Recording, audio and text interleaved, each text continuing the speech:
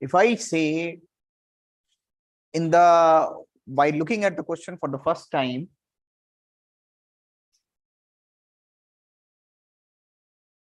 how many questions do you think that you can attempt well? Think about that.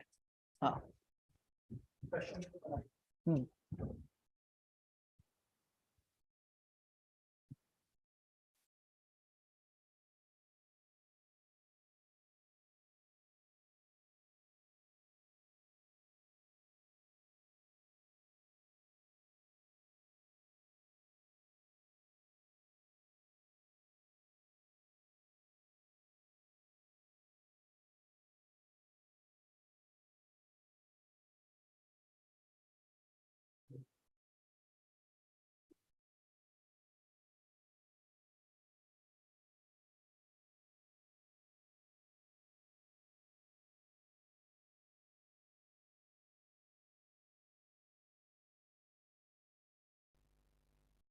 Paper 2 is little bit of scoring.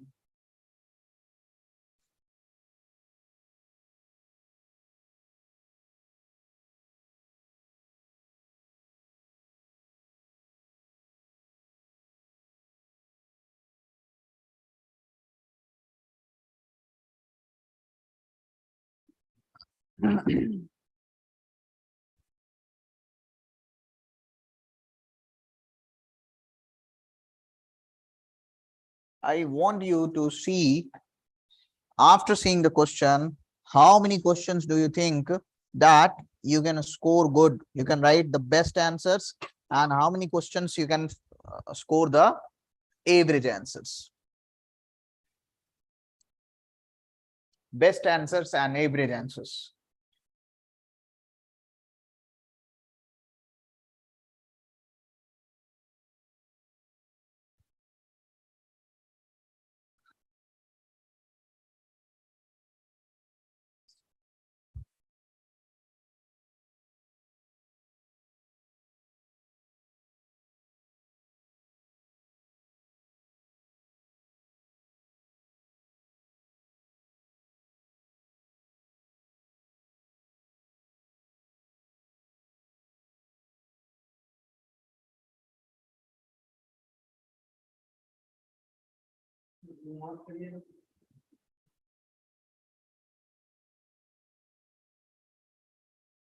देखो question देखो, see in your mobile or whatever device you have. Very good. So just check that how many questions can you attempt in the best way, and how many questions you can attempt in the average way. Quick. जल्दी से आओ.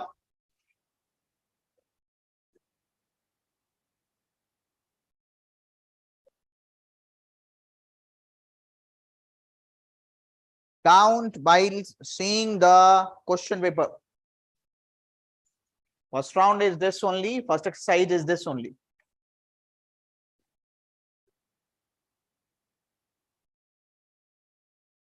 You have got 20 questions in front of you. I wanted to see that how many questions you can attempt in the best possible way, and how many questions 12 questions. Good. Okay.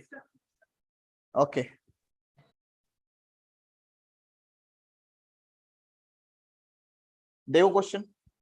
See the question. I'll start.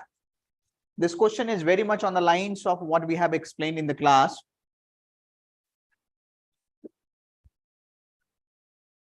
Just a second. I'll take up a call.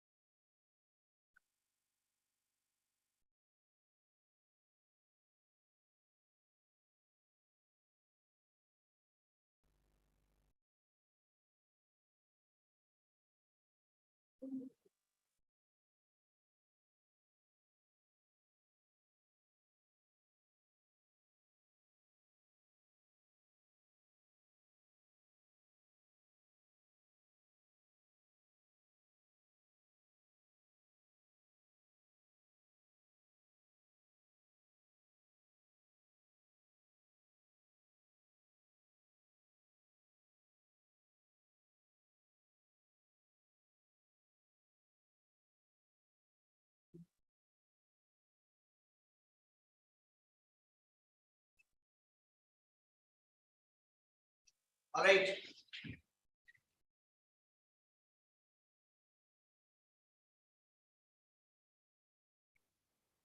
जो लोग mains लिखे हैं वो they are very happy with their performance. नहीं both नहीं मैंने ठीक है. I will get the call eventually, but let's first discuss this. All right, so jaldi quick. Very good evening.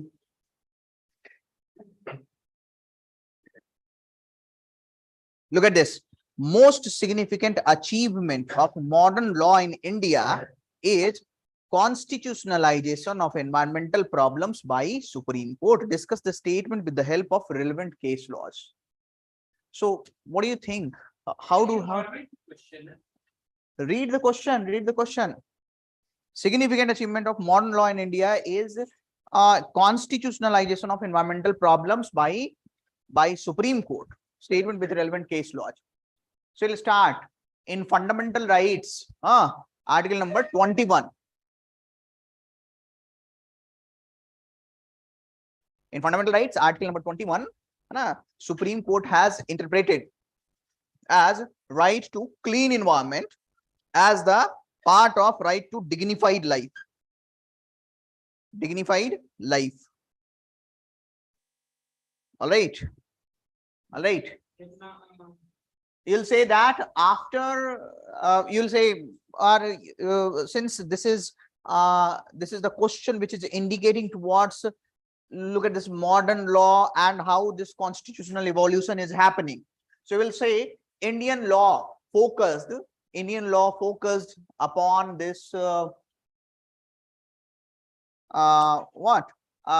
making environmental policies or environmental policies as an integral part of Indian law in 1970s specifically.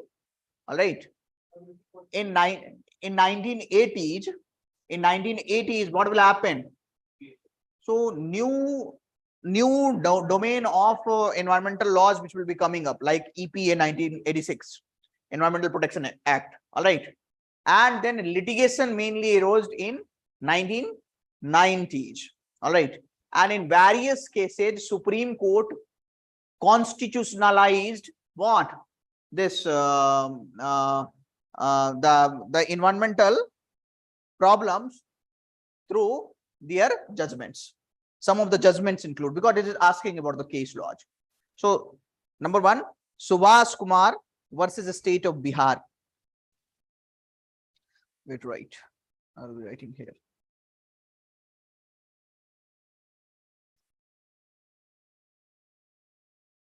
This is number one is Subhas Kumar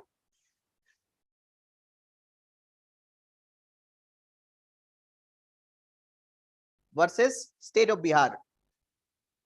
What it will be saying in Supreme Court will be saying in this, that what?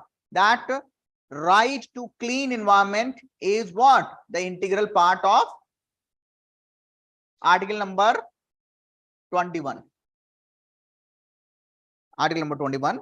And then I have told you about MC Mehta case. Did I tell you? MC Mehta case. There also it will talk about what? It reiterated this right to clean environment as the part of this article number 21, and it also indicated towards a pollution free environment. I told you about Taj trapezium, creation of Taj trapezium or Taj corridor, where the pollution free industries will be there. All right. So number one, number two.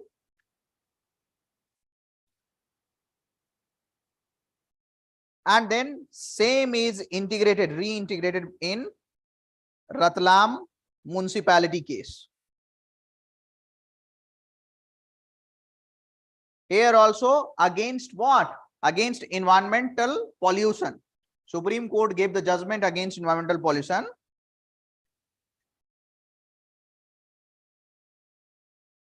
And then Murali S. Devrai case versus Union of India. Here, Supreme Court stated what? Public smoking. Smoking is banned. Why? Because it will impact the health of passive smokers. Passive smokers.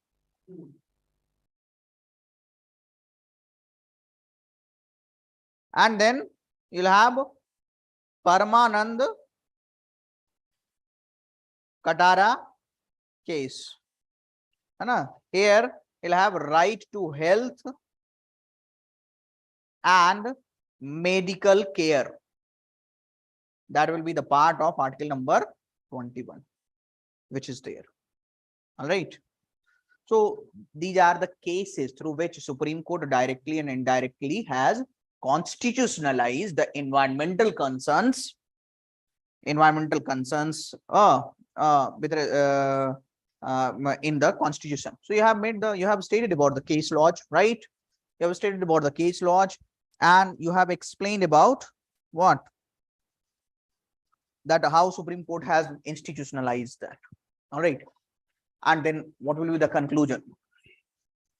Or you can also talk about this the Supreme judicial activism, or this you can say special leave petition with respect to the National Green Tribunal, or with respect to Kaveri Water Tribunal. There were tribunals which had helped in what? Environmental issues integration with what? Supreme Court.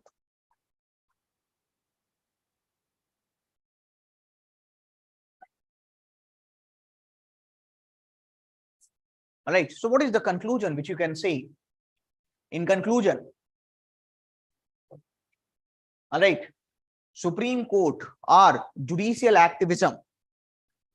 Supreme Court came forward to fill up the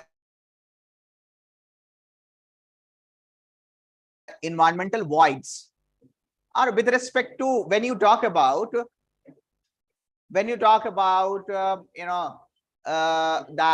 acts, Supreme Court, when it is talking about interlinking of river project, or Supreme Court when it talks about the cleaning of Ganga or cleaning of Yamuna. All right, so these all are what? Somehow constitutionalization of environmental concerns.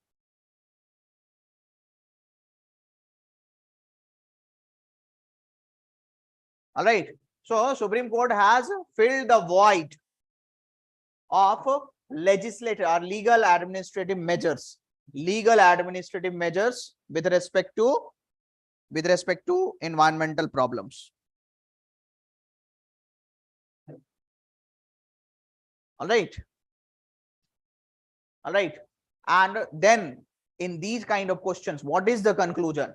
It is not the law which gives certainty, but what law in text, but it is the law in this text and spirit, text and context both should be there. So it is not just the constitutionalization, but constitutionalism is important.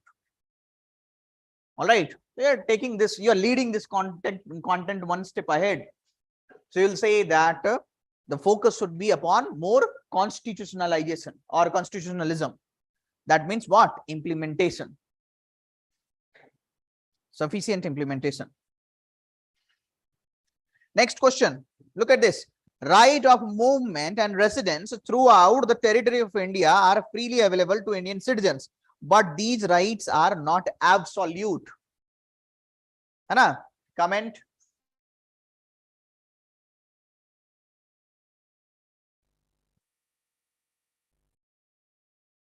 That will not work. Okay.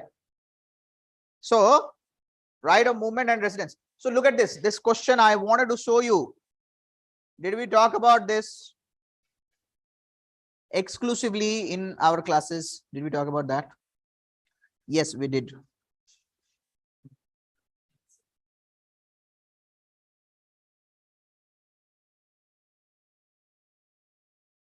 Look at this. In part 3, I have given you exclusive with respect to movement. What are the reasonable restrictions? What are with respect to residence? What are the reasonable restrictions? All right. So you will say right of movement and residence are the part of, this is what is being asked. No, in the question. Look at the question. Read the question.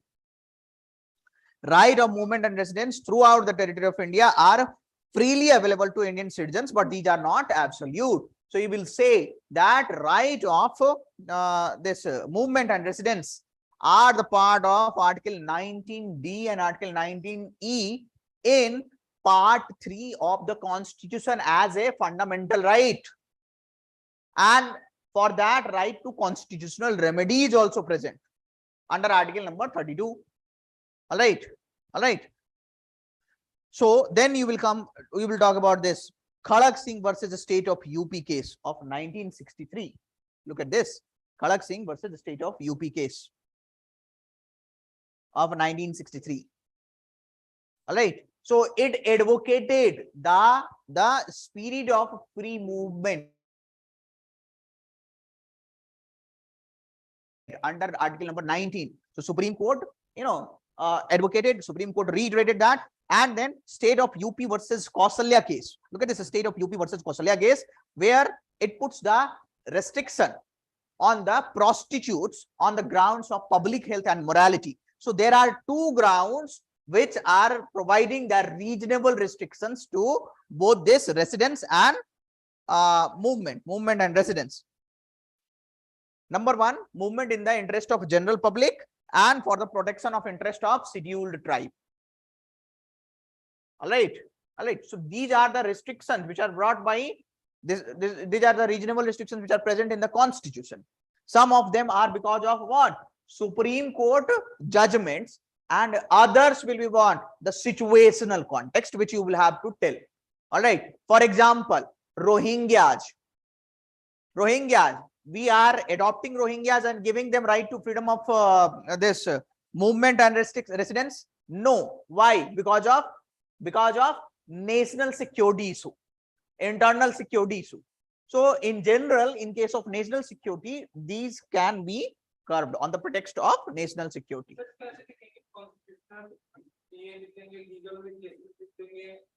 And others may, you talk about the Rohingya issues.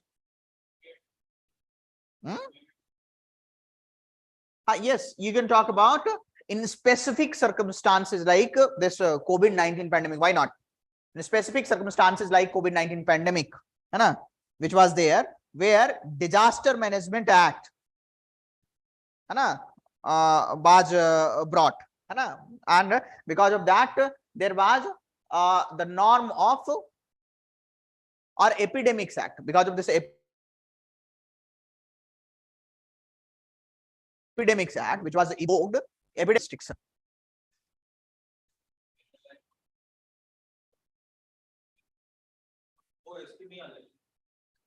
No, that these are not reasonable restrictions.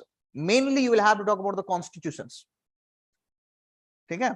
Or you can talk about inner line permits. Yes, that is the with respect to the security concerns. Legal, administrative, then you will have to do. Okay? All right. So when you have written this, then what is the conclusion? What is the conclusion? Constitution of India. Others. COVID-19 or Rohingyas. COVID-19 situation and Rohingyas and inner line permit should be written. Should be written as the points with respect to others, other points, which is somehow giving the what? A kind of restriction when in freedom of this should be the last point, not too much elaborated. All right.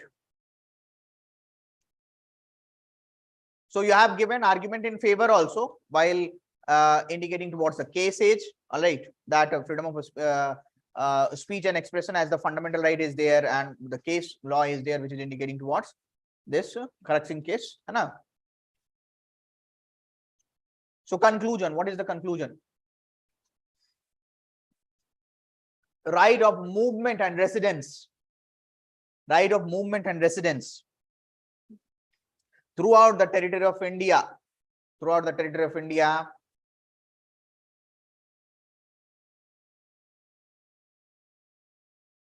Ensures what? Political fundamental rights will provide the political justice. It will provide the political justice.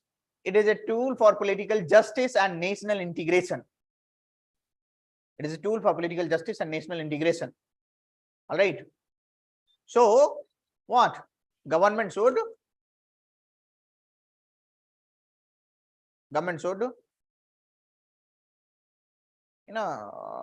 proactively enable it with adequate reasonable restrictions. Next question. Ajo. To what extent, in your opinion, has decentralization of power in India changed the governance landscape at the grassroots? What a beautiful question, and has been done several times. Article 40 in part 4, that is DPSP, and part 9(9)(a). Part 9 and part 9(a) for panchayats and municipalities, 73rd and 74th Amendment Act.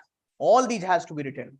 All right. And specifically this article number 243G, which I have mentioned several times, which talks about state may grant the powers and responsibilities to what?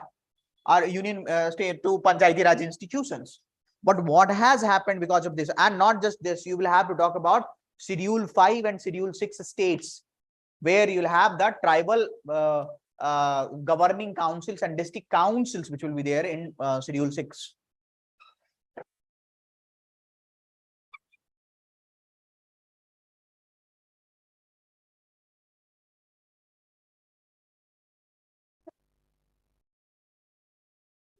To what extent, in your opinion, has decentralization of power in India changed the governance landscape at roots?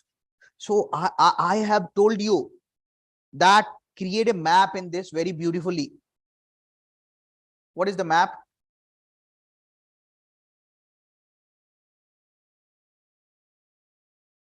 Did I tell you about north, south, and northeast divide with respect to devolution of powers and functions of Panchayati Raj institutions? So you will have scheduled 6 states where northeast region. So here northeast district council and governing council will be there. Here lesser devolution, and here you will have what? More devolution, specifically in case of Kerala and Tamil Nadu. All right. So look at this. This is the innovation which you have done.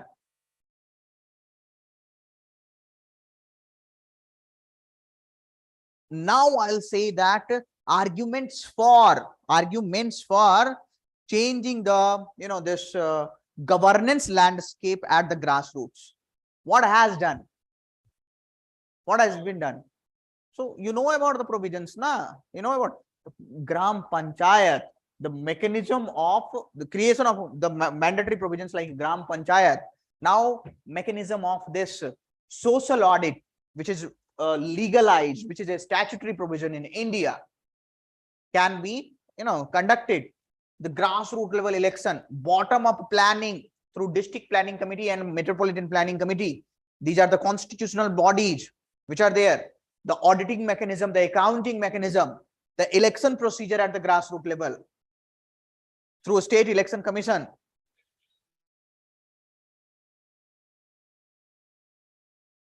Yes, revenue collection measures which are through devolution. All right. And not just this, these are what? These are some of the constitutional aspects, some of the practical aspects. So one way is to write about the constitutional aspects and some of the operational aspects. In operational aspects, what will be there? What will be there in operational aspects? So I'll say about it has helped in development of political culture. Political culture.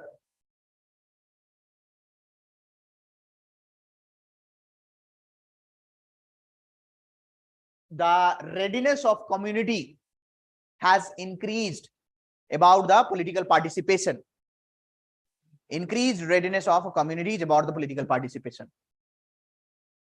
All right. And implementation of the laws, implementation of policies and programs at the grassroots level in the efficient way. All these has happened. But what has not happened? You should also be writing about that. All right. So you will say, first, the problems in structure, arguments against the changing governance landscape. So problems with respect to structure. So poor devolution of fund function functionaries and the non-uniform framework. Poor devolution of fund function functionaries, non-uniform framework. And then you will also be talking about the society will also be in the grip of casteism, feudalism, and patriarchy, the triangle which I have told you. Casteism, patriarchy, and feudalism.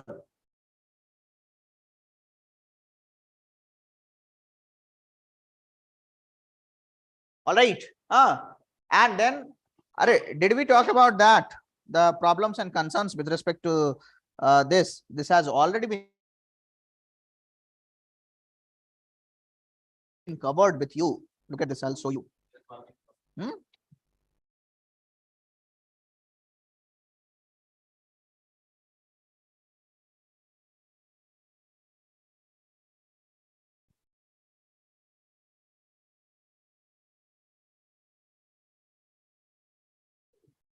Look at this. How beautifully it has been covered.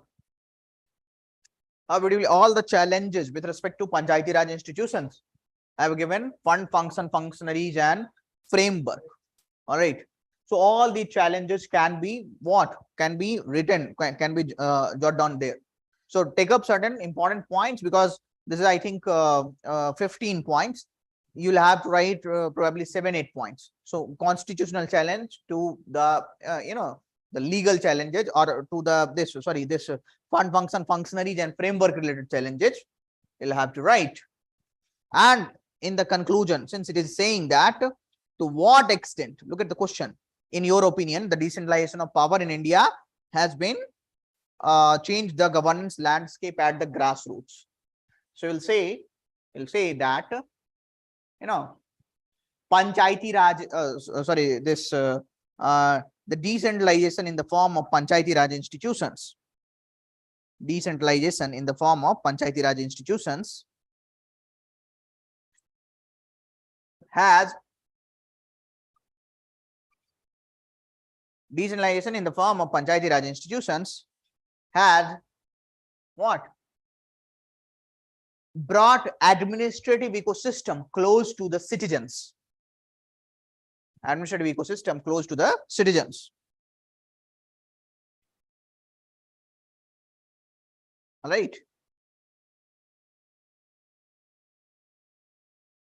So it will help Indian governance. It will help Indian governance to realize the dream of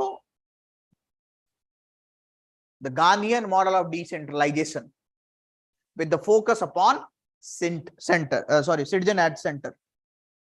With the focus upon citizen and center. Next question. Come here. Discuss the role of vice president as the chairman of Rajya Sabha. So do you know that? Tell me some of the PD facts which you know about this vice president. Vice president is the ex officio chairman of Rajya Sabha, and that is what is only mentioned in this constitution with respect to Rajya Sabha. Except that you will have, when president seat is vacant, then the president is absent, then vice president will be taking care of this president seats. So when he is taking up the president role, then the nominated members by the vice president will be playing the role of vice president, and he will not be playing the role of vice president. A vice president should not have any office of profit. All right. So all these are the constitutional aspects. So you are going to write that. Vice President of India is the constitutional body, but is not the part of parliament. It is not the part of parliament. And it is the ex officio chairperson of Rajya Sabha. Ex officio chairperson of Rajya Sabha. So as a ex officio chairperson of Rajya Sabha, the role of Vice President of India with respect to Rajya Sabha. Role number 1. Bolo, kya role hoga as ex officio chairperson? Number 1, to address the session, to allow a sitting. Someone nahi, to address the session, or to preside the session. You say to preside the session, to maintain the decorum and discipline, final interpreter of law on the floor. He should not be holding the office of prophet. A constructive criticism to ensure continuity in the parliament through Rajya Sabha. Voice of the states should be what? Should be represented with the help of Vice President of India as a ex officio chairperson of Rajya Sabha. And then you'll have the creation of all India services also. The Vice President will have a say. So he calls the meeting.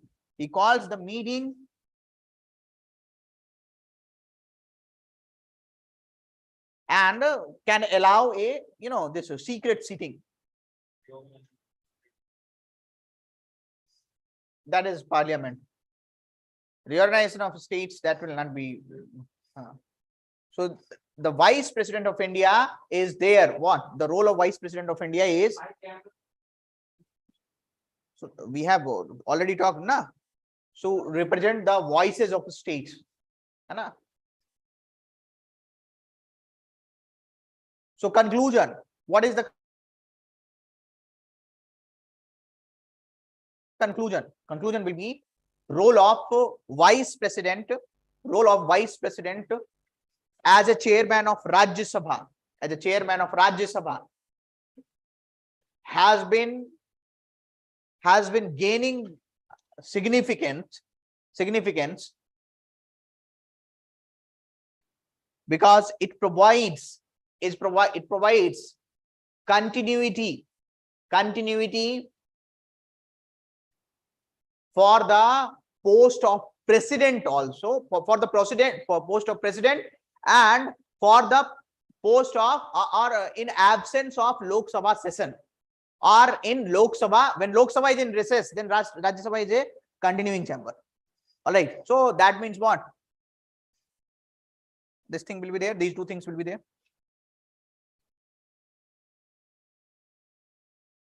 Next question. Discuss the role of National Commission of Backward Classes in the wake of its transformation from a statutory body to constitutional body. Bolo. So what happened? Hi, 338B. What happened? This is asking that what happened, because when this body got changed from statutory body to constitutional body. I'll say there is one body which has not been constitutional body till now, that is National Commission of Women. So what is the difference between National Commission of Women and NCBC? What happened because of that? I'll tell you how, where I have explained it to you.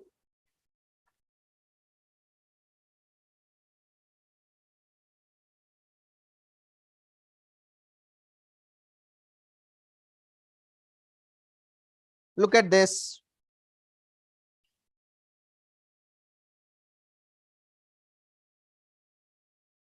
Look at this. This NCBC Article 338B Part 16, it has been done, will be appointed by President under warrant under his hand and seal. Why this is happening? Why this is happening? Because this is a constitutional body now. All right. The membership is defined, clearly defined. Chairman, one vice chairman, and 3 members. Service and tenure will be decided by President. All right. And its removal will be by no authority less than that of President. All right. And this it will have the powers of civil code. So what will happen because of this constitutionalization? You understood this much. Through Article 338B and Part 16, which is there. So you are going to write the benefits of constitutionalization. That is what is the the one aspect of this this question. Look at this. So benefits of constitutionalization will have with respect to benefits with respect to the authorities and responsibilities, fixation of authorities and responsibilities. All right. It is giving more teeth and security, objectively defining the criteria, objective definition of the criteria.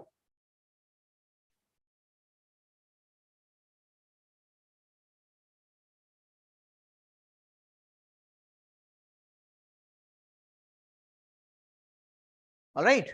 So objective definition, protection, all right, for removal by the only by the president, security of tenure, salaries and allowances will be, now will be more regularized.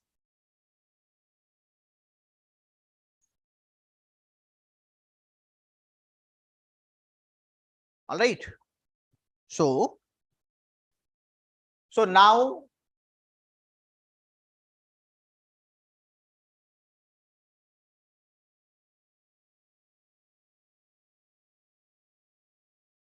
now what will they be there? They go. So now you have written about the constitutional aspects of NCBC. Now I wanted to say you about the operational aspects of NCBC. Operational aspects.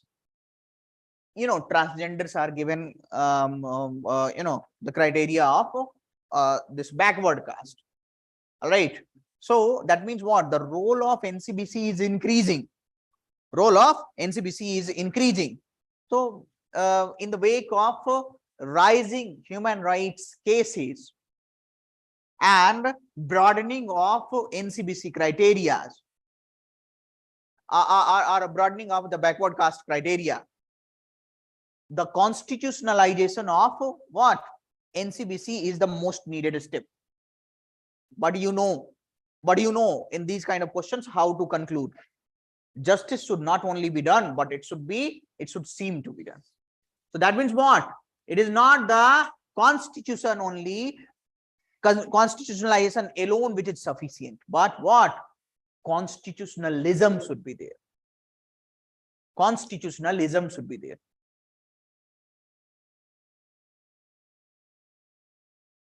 What do you mean by constitutionalism? That this constitutionalization should be truly reflected in text and spirit. Clear है? Making sense?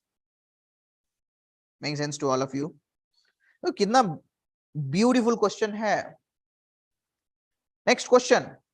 Gati Shakti Yojana needs a meticulous coordination between government and the private sector to achieve the goals of connectivity discussed. Has been discussed, na? Gati Shakti in the recent budget has been brought as a flagship scheme for multimodal connectivity.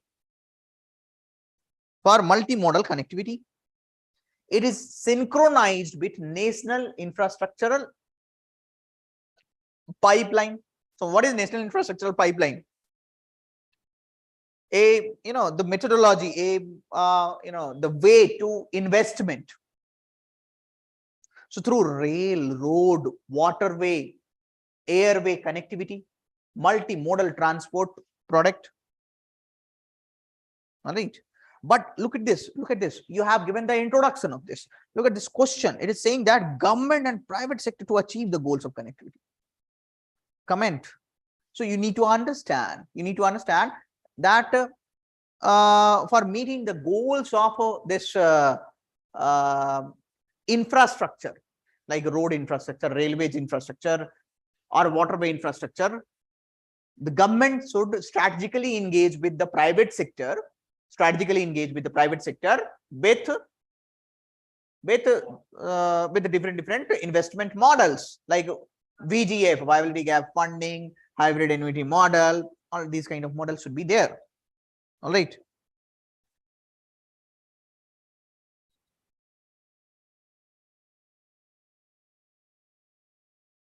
So industrial corridors with railroad connectivity, defense corridors with railroad connectivity. Again, the investments can be planned with what? Public and private sector. Gati Shakti scheme focused upon integrated approach in regional connectivity scheme through UDAN. We are already have viability gap funding. So for making rail, road and waterway complementary to each other, for making rail, road and waterway complementary to each other, is to have the integrated approach. It is also focusing, Gati Shakti is also focusing upon what? Last mile connectivity or inclusive connectivity, northeast connectivity. So private sector will bring experience and skill with respect to last mile connectivity. Moreover, through focusing upon this public-private partnership in Gati Shakti, it will also be what? Focusing upon indigenization of technology, that is Make in India. Make in India. All right. So when you are writing this much of things, then conclusion.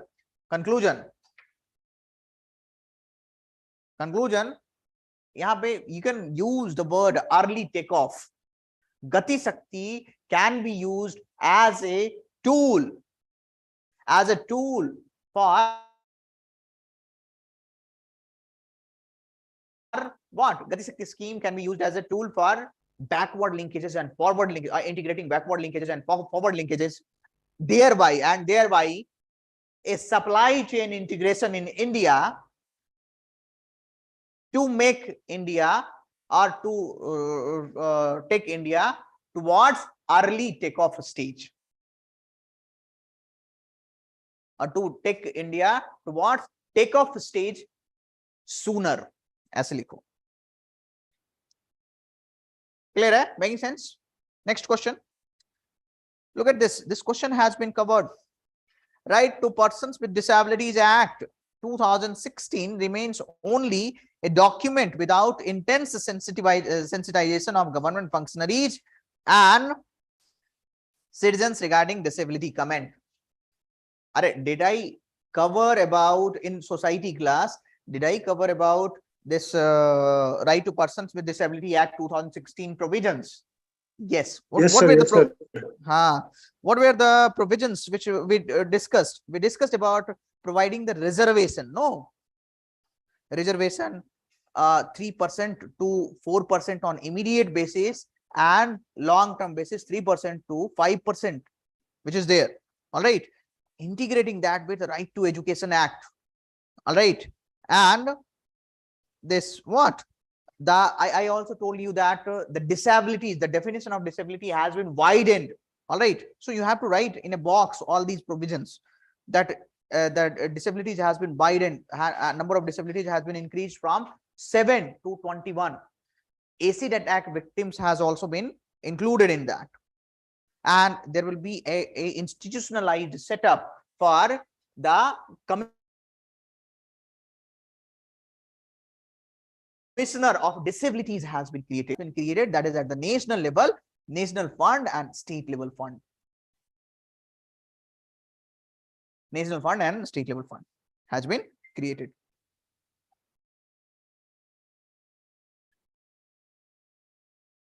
All right. So I'll just be giving you what I'm giving you this thing that when you have put that in box, we have not answered the question, but before answering the question, I just wanted to inform examiner, sir, I know that I know all the provisions, and then I'm going to write about this, that only a legal document without intense sensitization of government functionaries and citizens disabilities. So number one, government functionaries and citizens sensitization. So you take up the structure. Or before writing the structure, I'll tell you that Disability Rights of India Foundation. Disability Rights of India Foundation has indicated this is a civil society organization. Disability Rights of India Foundation has indicated that there is a poor, or has indicated a sad state of implementation of rights of persons with disabilities act. Rights of Persons with Disabilities Act. Sad state of rights of person with disabilities act. All right.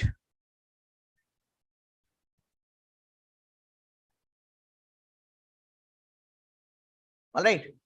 And then you talk about need for sensitization of government functionaries. Need for sensitization of government functionaries.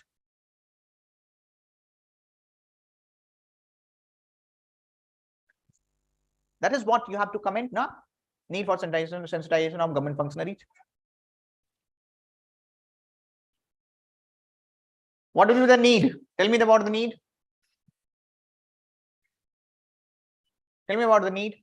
I told you about you talk about for the implementation, or for this is the structural aspect, which is Right to Persons with Disability Act, from structural to operational aspect. So this will help in to empower. It will help in successful transition of this act at the bureaucratic level.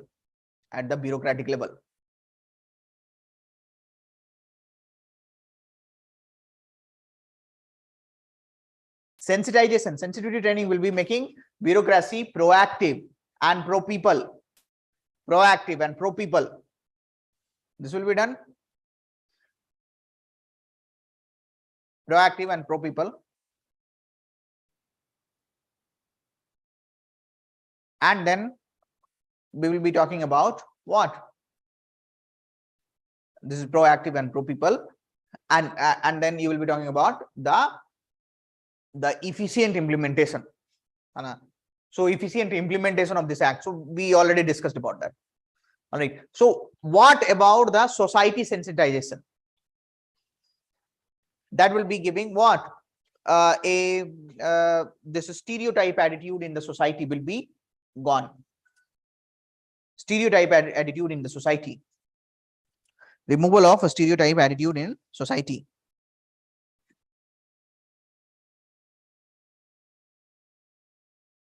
And then in society will also be sensitized. All right. So sensitization of society. Integration of or implementation of other schemes. In bureaucracy also you can write about implementation of other schemes like Sugamya Bharat Abhiyan. Sugamya Bharat Abhiyan.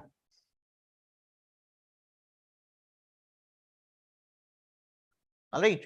And that's why that is the reason. This is all the reason that our honorable Prime Minister is saying, has dedicated a word for this disabled people, that is Divyang. This is not disabled, but they are differently abled. This is a kind of respect they deserve. So respect, this will be in line of right to dignified life for what? For disabled. All right. Sugamya Bharat Abhiyan.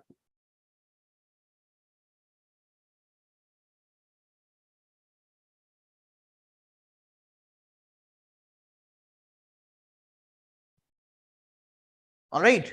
So conclusion should be on the line of assured, dignified life to differently abled people. Clear? Hai? Next question. Next question. How? Reforming the government delivery system through direct benefit transfer scheme is a progressive step, but it has limitations too. True. It has limitations too. Comment.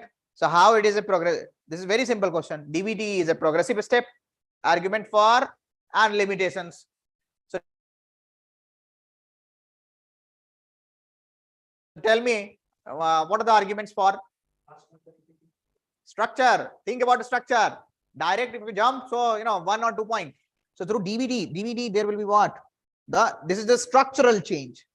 Structural change. So structural benefits, then operational benefits, and then feedback benefits. Under 3 subheadings, we are going to find the points. So structural benefits, structural change. How do you substantiate it? Jan Dhan Aadhaar Mobile Trinity, JAM Trinity, or direct benefit transfer program. So it is linked with Manrega and different schemes. Yes, that those things can be no. This is operational, or what you are saying is feedback. Structure means what? If you are writing a structure, that means how it has changed the old structure. So you can talk about digitalization. That is a structural change.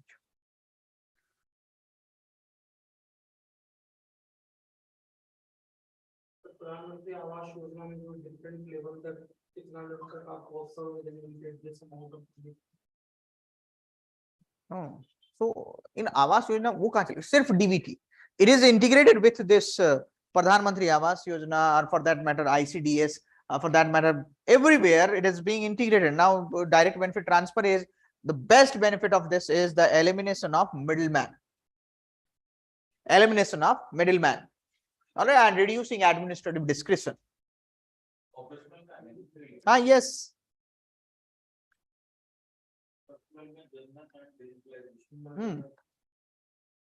And integration with other schemes like engineering. Operational means what? Using human discretion and feedback. Feedback will be what? Then what you stated.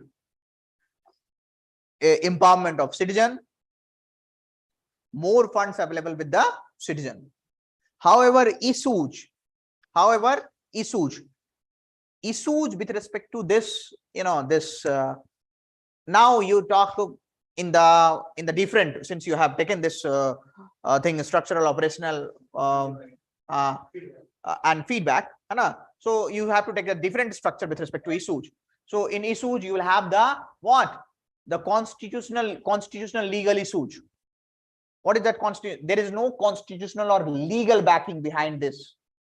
No, legal backing is there, but not explicit law for DBT. There is no explicit law for DBT. Infrastructure. Yes, and then you will have to talk about, you talked about the constitutional legal, and then you talk about the politico-administrative issues. What are the politico-administrative issues? That will be, politico-administrative issues will be what? There will be politico-administrative issues like the bureaucratic inertia which is there, or the lack of infrastructure with bureaucracy, lack of skills with bureaucracy, and then at the socio-cultural level you will have digital divide. Yes, lower banking penetration or inclusive development with respect to the financial inclusion.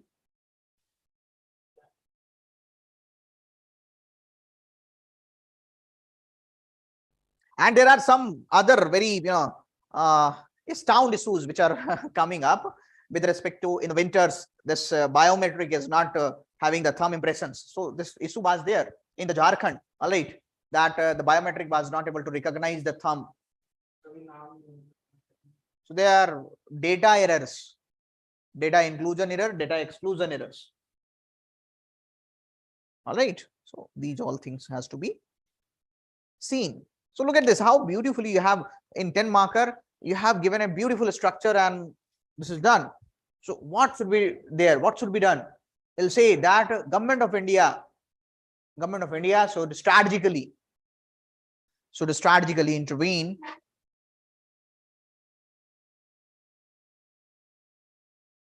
to promote direct benefit transfers,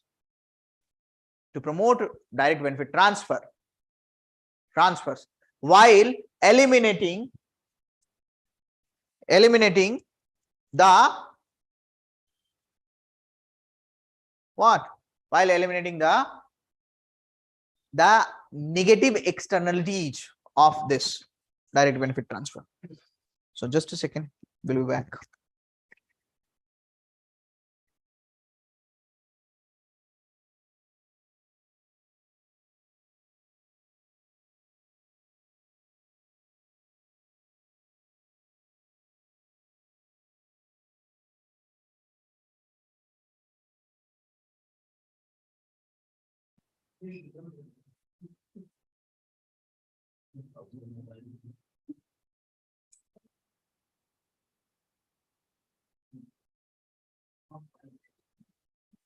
Okay.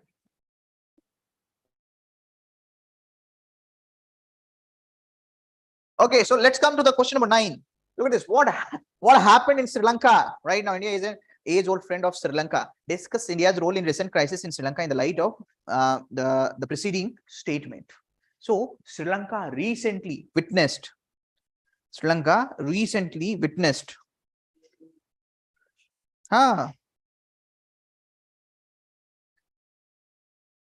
the economic crisis with debt default.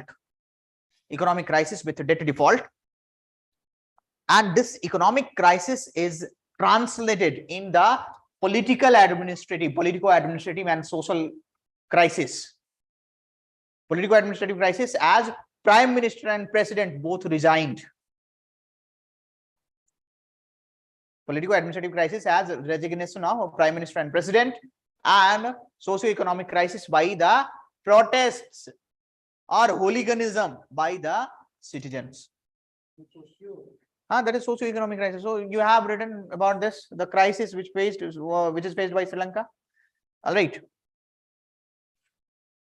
So India as a close neighbor, has put certain efforts,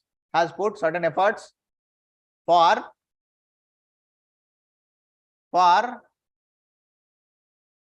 what? Preventing or for managing the crisis in Sri Lanka. Such as, what are the efforts? बोलो efforts क्या है? अरे बहुत सारा है. Line of credit has been granted around in the tune of $4 billion. Line of credit has been granted. Some of them have granted and it is willing to contribute up to $4 billion. All right. The currency swap agreement in the tune of $400 million.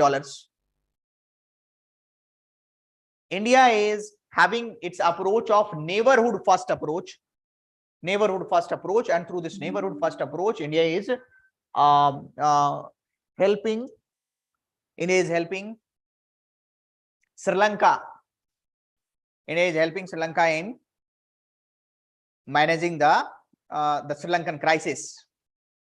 All right, and then you will talk about what? The export or support through export of rice to Sri Lanka, fertilizer export to Sri Lanka, vegetable export, dairy export, all these things has been done to Sri Lanka.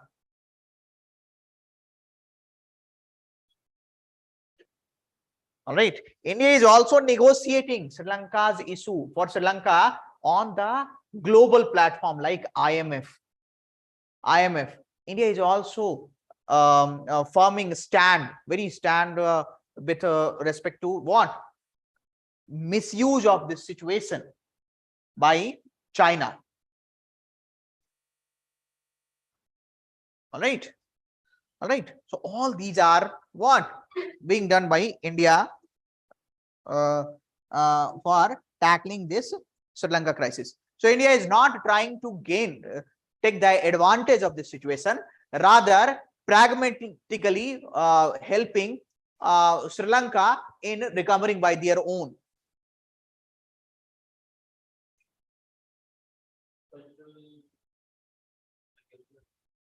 What cultural language?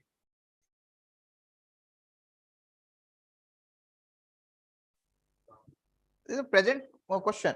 All the angles we have discussed almost. So write about the conclusion. India's approach towards Sri Lanka. In this crisis situation or amid this crisis situation has shown a very responsible behavior by a neighbor.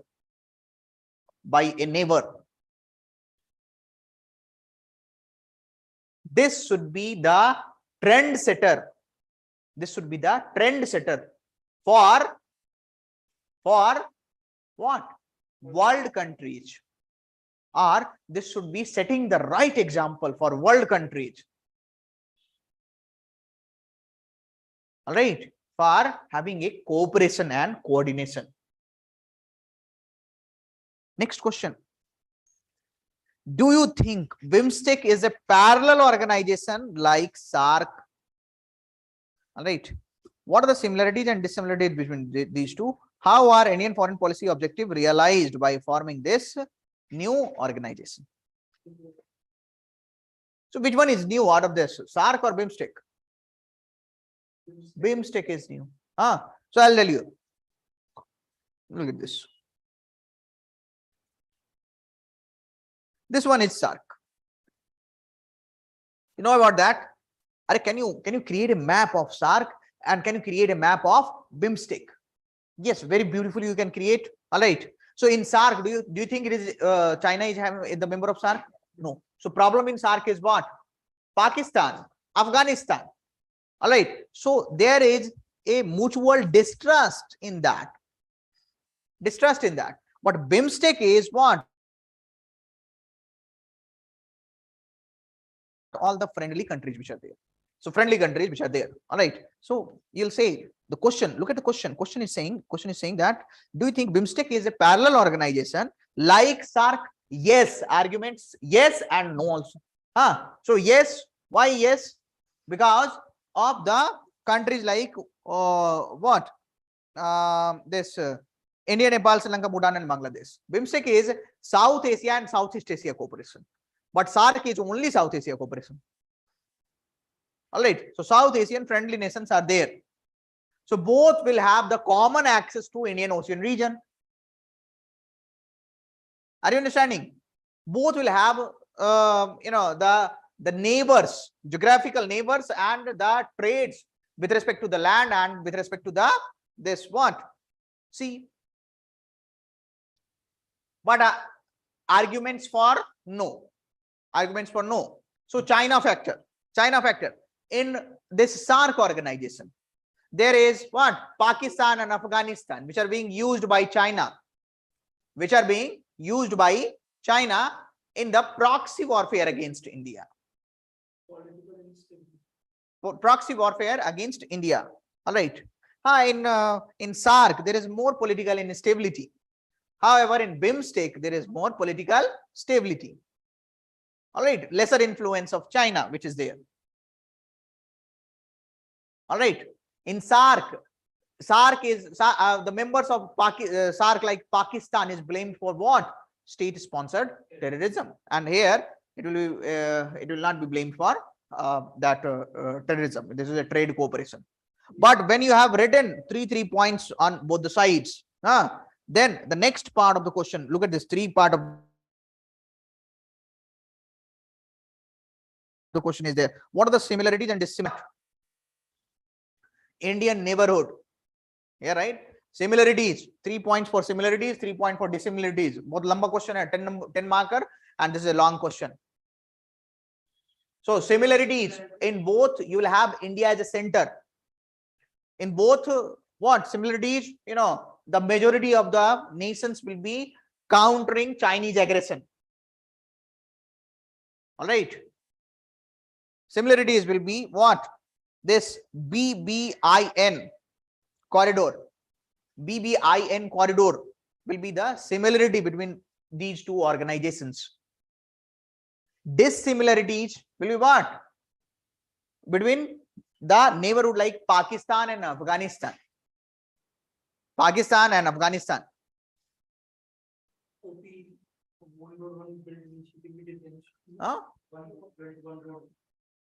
OBOR. So this Pakistan supporting OBOR and other countries are not supporting OBOR.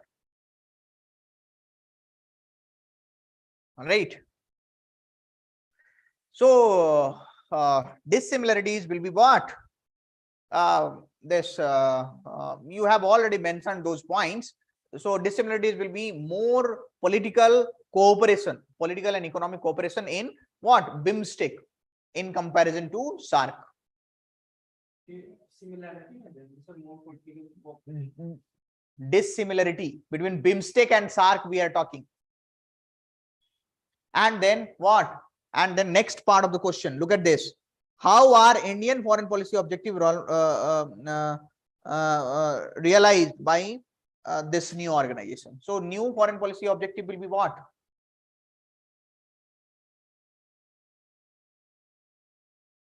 Foreign policy objective will be what? Mutual trust. You know about that? Mutual trust, mutual trade, peace in the region, stability in the region, against China, against the expansion of China. Through BIMSTEC, we are realizing all this. India becoming the net security provider, role in net security provider, role in neighborhood first approach. Role in neighborhood first approach. Look at this. Some of the things which have been found. Which has been found. All right. So these are reasonably friendly relations. Economic cooperation. Presence of Thailand and Indian bloc. Indian regional trade has increased around 6% in a decade because of that. All right. Only 5%.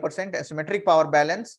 suffered from regional politics and mistrust and suspicion. So it was brought in this Cold War era. So this is some of the points which we already discussed. All right. All right. So once you have stated that about the BIMSTEC and SARC, a comparative analysis. All right. So conclusion should be what? What should be the conclusion? India should strategically engage with BIMSTEC and SARC through multilateral cooperation, through the mechanism of multilateral cooperation for realizing the role of true net security provider in Indian Ocean region, or for making this 21st century the century of Asia with India as a center. What a beautiful conclusion. It's a good conclusion. 21st century as century of Asia, as a what? Century of India as a center.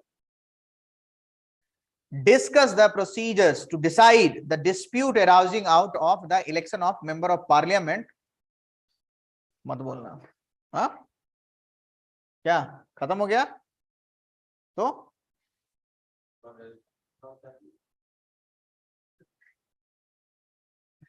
discuss the procedures to decide disputes arising out of election of member of parliament or state legislature under the Representation of People Act 1951. All right. What are the grounds on which election of any returned candidate may be declared void? What remedy is available against the aggrieved party against the decision? Refer to the case law. बोलो पढ़ाया कि नहीं पढ़ाया? कहाँ? Where? I'll show it to you. I will show it to you. Just wait.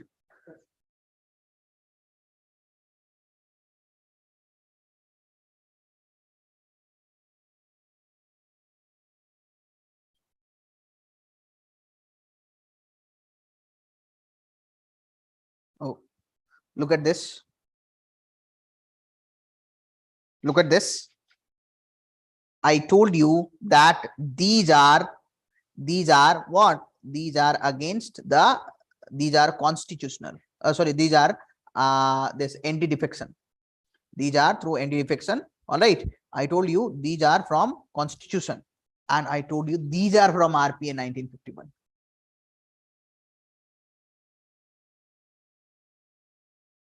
लिखा हुआ भी है ना? This has been explained to you very clearly. So look at this. Look at this. So now read the question. Now read the question. First, I am going to tell you about once again the case law is Lily Thomas case. I told you that any court, if it gives the conviction up to 2 years, the person will be debarred by 6 years post conviction. Any court, earlier it was having that if the person challenges within 3 months, then he will be debarred after the final conviction. So that virtually has no effect. But now it has gained effect because any lower court also gives the punishment or conviction for 2 years, then the person will be debarred. All right. If the person is not able to submit his election expenditure within given time limit, if he is showing interest in what? Government contracts, or if the person is having indulged in corruption or bribery, social crimes like what? Dowry. All right. And if the person is the victimized of any electoral offense. So let me just come to this one. Let me just come to this question. Discuss the procedures to decide the disputes arising out of MLA under this. So you will see, that who has been bestowed with this authority of deciding about the disputes. Election Commission of India through RPA. I told you now, Election Commission of India gets the power through RPA. What is the quasi-judicial power of our Election Commission of India? This, to decide about the disputes with respect to the election. that is the quasi judicial powers, है ना, 1951. All right.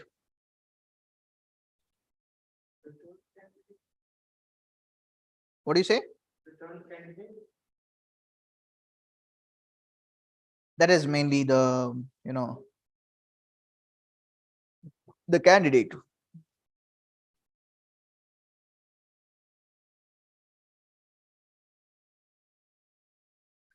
Hindi पढ़ो. निर्वाचित घोषित प्रत्याशी के निर्वाचन को शून्य घोषित किया जा सकता है.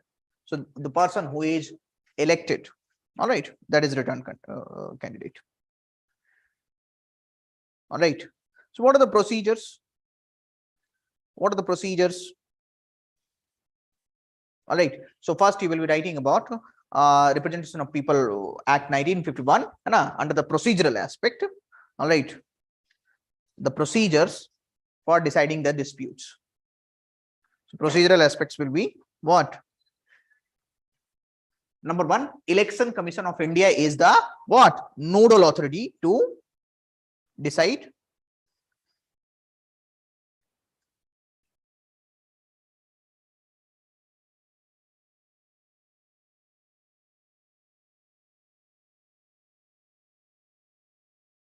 and it will have the what?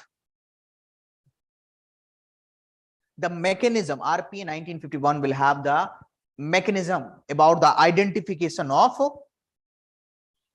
the candidates. Identification of candidates under the supervision of Election Commission of India. It will also be controlling the finances and expenditure. Finances and expenditure under in the election.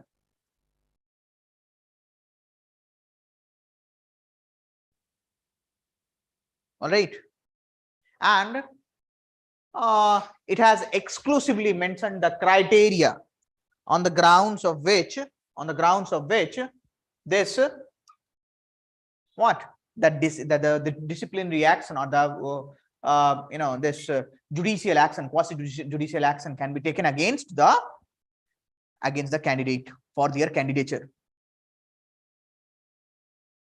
All right. And then you will have to talk about the second part, the grounds on which election of any return candidate may be declared void. So I told you about the grounds.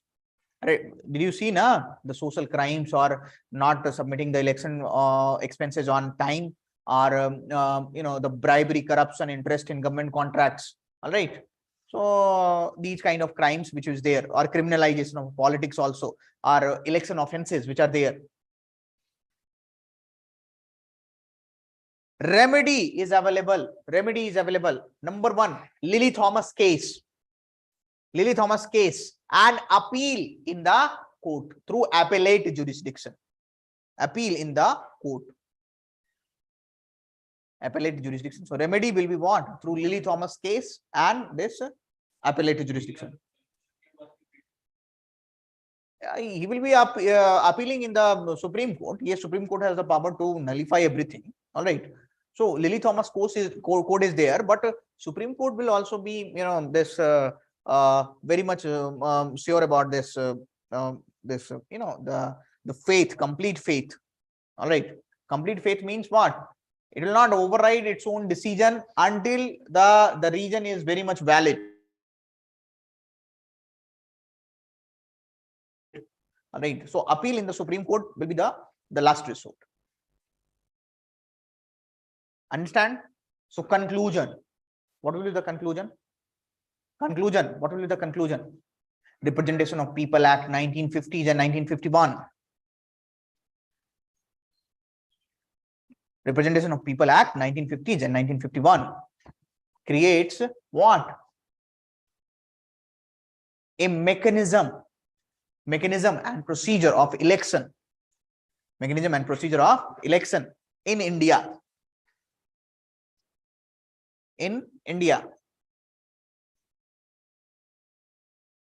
All right. So government should be what? Government should be implementing these laws in its true spirit.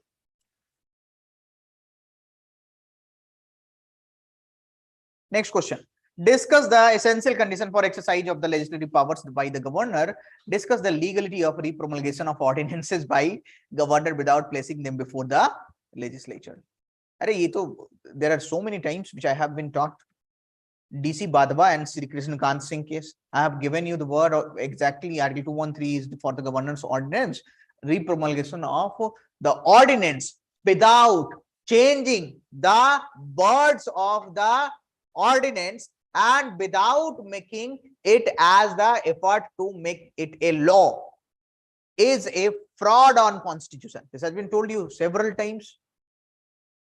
DC Badwa versus the state of Bihar and Sri Krishna Kant Singh versus the state of Bihar.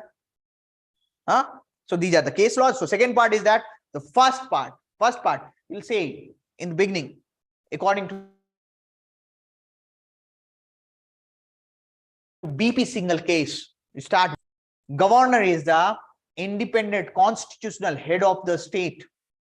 Independent constitutional head of the state and is a link pin between center and union and state, and is a link pin between union and state. Now you talk about essential conditions for exercise of legislative powers by governor. So you talk about essential conditions. What are the essential conditions?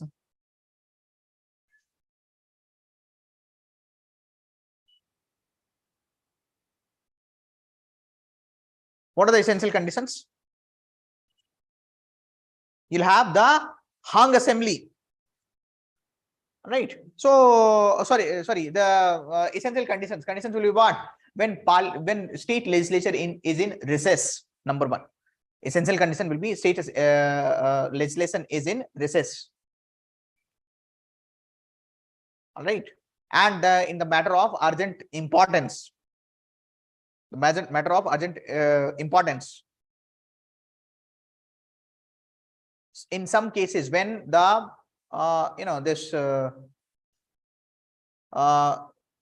the emergency situation is there. And in cases where what?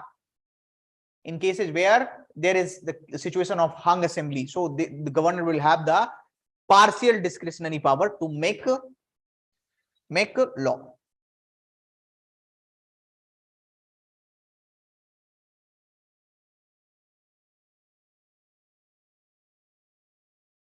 Oh, so look at this question. The question is not specifically when that governor is direct making the law. All right. If we talk about the legislative power of governor, so the legislative power will be what? To ratify the act, the laws passed by the legislative assembly and legislative council. Number one, legislative power will also extend up to what? Article 200, which is saying that what? Governor can reserve the bill for the presidential assent. All right. So in case of financial emergency, that is the essential condition. That is the essential condition for exercise of article number 200. What is article number 200? The governor will reserve the bill for the presidential assent. All right. What kind of veto do you think that governor will enjoy? There are two vetoes which governor can enjoy. Number one is suspensive veto. Suspensive veto means what? Reconsideration only once. If the reconsideration is given and this legislative assembly passes it by the simple majority, then governor must sign that or give the assent. All right. So that is also the essential condition for exercising the legislative power.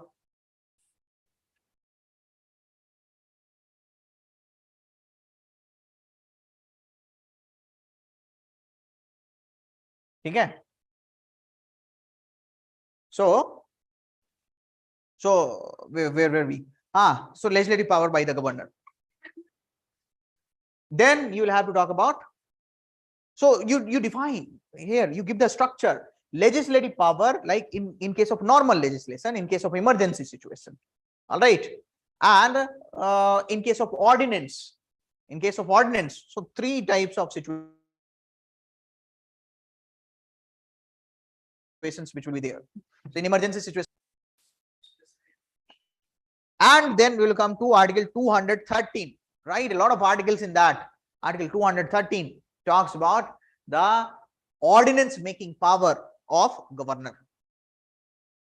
And you will say that legality, Supreme Court in DC Badwa case has stated the exact statement. Repromulgation of ordinance without changing the text or without putting the effort to make it a law is a fraud on constitution. All right. Subsequently, in Sri Krishna Singh Kant case, Supreme Court reiterated what? DC Badwa case. Sri Krishna Kant Singh versus State of Bihar. All right. So legality of the ordinance will be valid only if it is done with the right intention and there is the effort which is made for making it a law.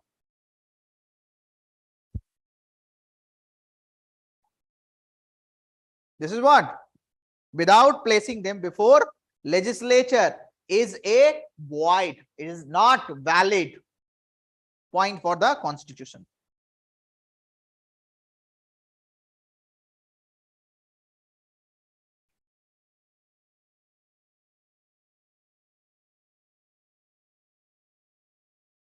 So then you will have to talk about the what? The role of governor. Role of governor should be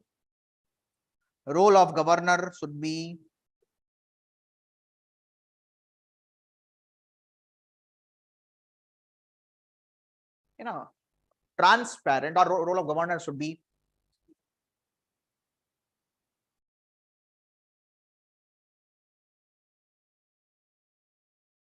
you'll say that role of governor should be enabled or should be seen in a view role of governor should be seen in a view that what it should be the what? True link in the federation. True link in the federation.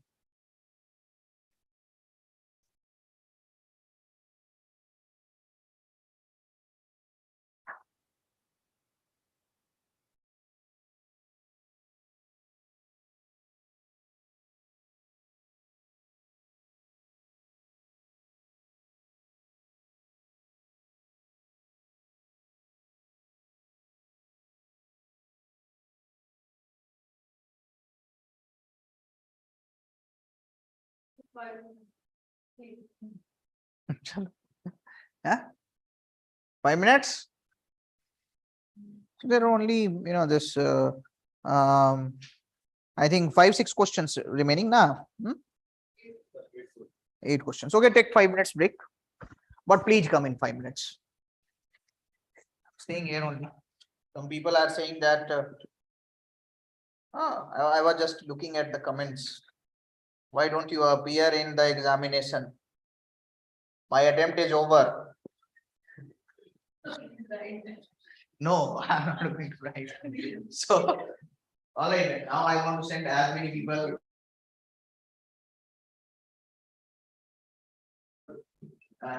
as much possible to UPSC. So, okay, please go and come back soon. Please go and come back soon in 5 minutes. Those people who will not go will sit here, will talk. Yes, show the spirit. Better off.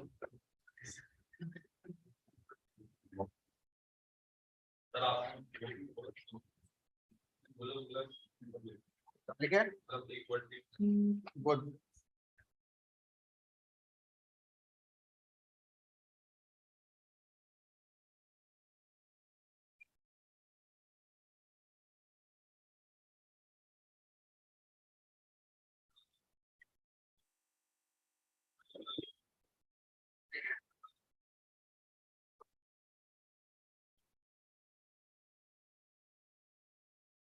There's no one who is discussing like this.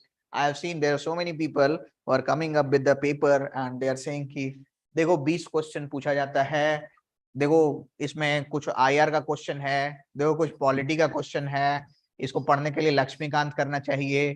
तो ज्ञान का बात बहुत जगह चल रहा है YouTube पे और discussion.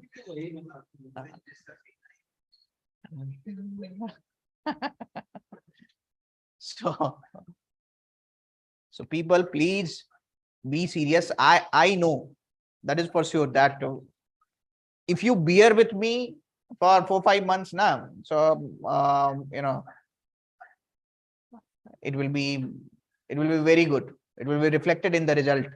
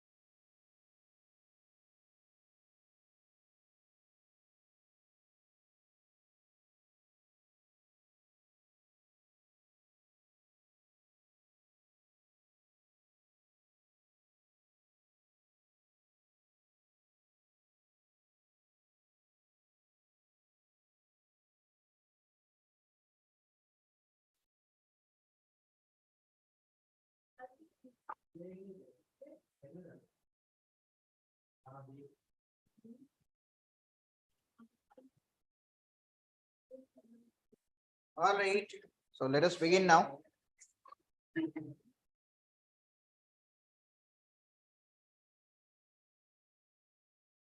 Let us begin now.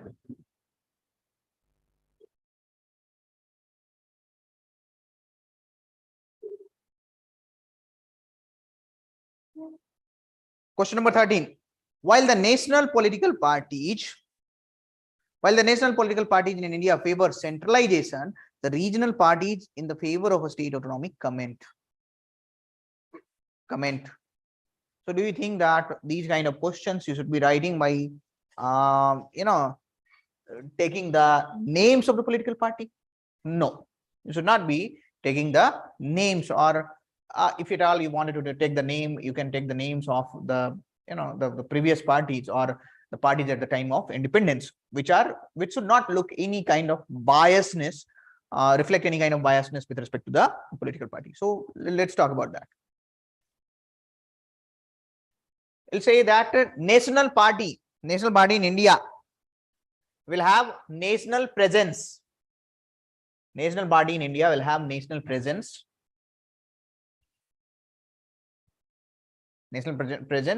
And at times it will be the state parties in multiple states, 4 states. How many states? 4 states. And state parties in India will have the regional presence.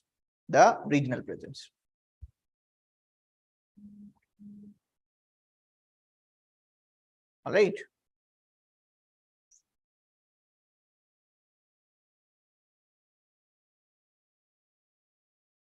So you'll have to say, since the beginning, you will have to trace. I'm going to comment on it since what?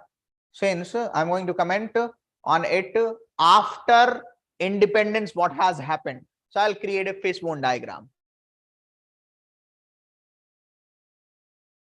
I'll create a fishbone diagram here, and I'll say that here, in this fishbone diagram, I'll say there will be 1947, just after 1947. Then there will be one thing which will be taken 1967, and then I'll be taking up 1990s, and then I'll be taking up 2011, and then 2014 to present. 2014 to present. All right. So if we talk about 1947, you will have centralization. All right, centralization, because state and union both will have what? Same party, same political party. Okay, thank you. There you go. I'll read the question once again for you. While the national political parties in India favor centralization and regional parties are in the favor of state autonomy, comment. How to comment on that? So for commenting, I am going to do the first temporal analysis. All right, this is the temporal analysis. So after 1947, state and union were what? Were the same party, that is Congress, which will be there. All right, and the what? Party line decision making were very, very important. So it was a very centralized in decision making type of regime which was there. But first time in the 1967, some of the states, like some of the southern states, some of the states in north like Haryana, you will have what? You'll have this, the rise of the regional parties. Rise of regional parties which will be there.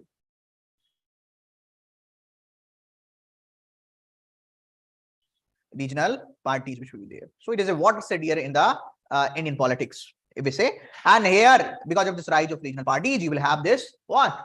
Because of rise of regional parties, you will have no, not disparity. Go with respect to the question only.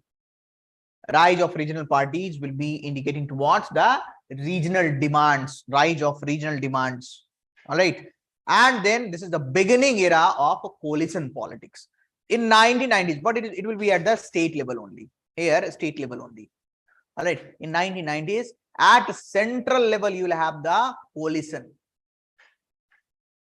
So in coalition politics, what will happen? What will happen? Some of the regional parties will also come in the power at the national level, and they will be indicating towards the voice at the what? At the national level. So regional voice at the national level in the era of coalition politics. All right. So this is the central coalition which is there. All right. So minority voice will be there. The regional party's voice will be considered. All right. But if you talk about 2011, 10, 11, here beginning of dynastic politics. Again, here there was a balance. You will say that not the balance, but the prime minister or there was diversity in the politics which will be there. The mix of demand, regional demands as well as the nationalization demands will be there. But after 2014, again, we are seeing what?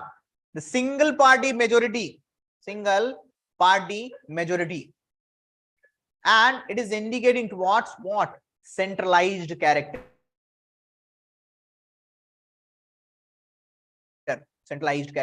However, without writing the name, you can say about like West Bengal or Kerala will be having what?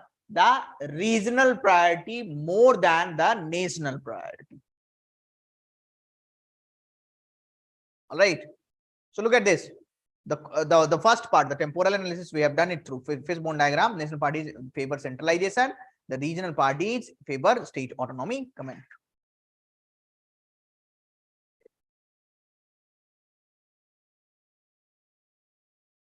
All right. So you'll have, then you will say about what? National parties manifesto, political manifesto. National parties political manifesto. National parties political manifesto.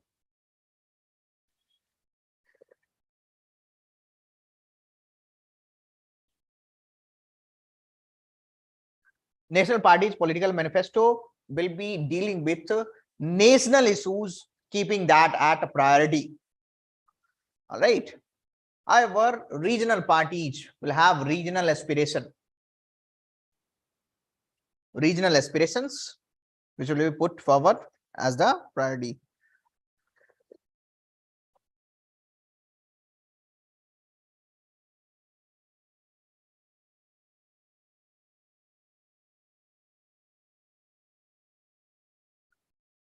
All right.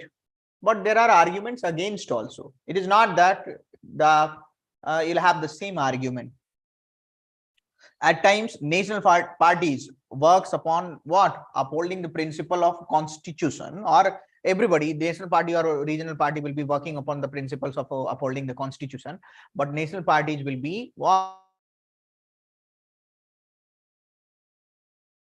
Reorganizing the Telangana,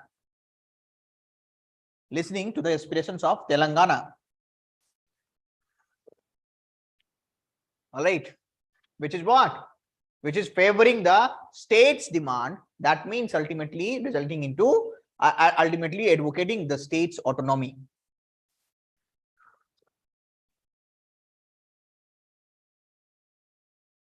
So this is how you can write. And then conclusion. What will be the conclusion? Write down the suitable conclusion for that. So politics in India should be centered around development more than the issues of regionalization or issues of states' autonomy. Development centric, citizen centric politics should be there. Citizen centric politics should be there. All right. And for making India or for bringing good governance in India, citizens should have the sufficient awareness, adequate awareness, and the right political culture. And the right political culture is the key. For what? This good governance, the dream of good governance turning into reality. Next question, देखो. Next question. Critically examine the procedures through which the presidents of India and France are elected. Did we talk about that?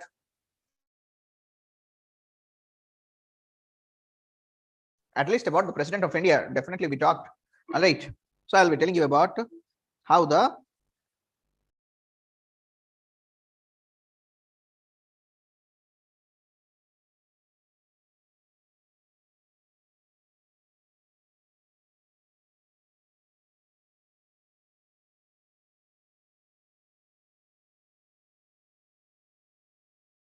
look at this. Did we talk about the election methodology of Indian president? Through president is the head of the state. He's the de jure head. Present in part 5 from 52 to 78. He's the first citizen. Election is conducted by the elected members of Lok Sabha, Rajya Sabha, Legislative Assembly of states and union territory. All right. So presidents will have the representation of center and state. Value of vote of MLA will be what? Population divided by N1 plus N2 plus N3. That is what? This N1 into N3 is the number from the constituencies. All right. And value of vote of MP is value of all MLA vote divided by number of MPs of Lok Sabha and Rajya Sabha. What will be the qualification? This is the qualification criteria and the nomination criteria. All right. And the nomination criteria which should be there. So this is the idea, and in the Indian president will be elected by whom? By the collegium system. Sorry, this by electoral colleges, not collegium system, by electoral, not electoral colleges, by single transferable vote system with the proportional representation, with the participation of all the elected members from state and union. So it is what? It is an open ballot system. All right, when it is there. But if you talk about the president of France, secret ballot system, yes, secret ballot system. So in president of France, in president of France, you can write some of the points, because he will be, the president of France is elected by direct universal suffrage. That means all citizens above 18 years old, 18 years old can vote, and votes are directly attributed to candidate.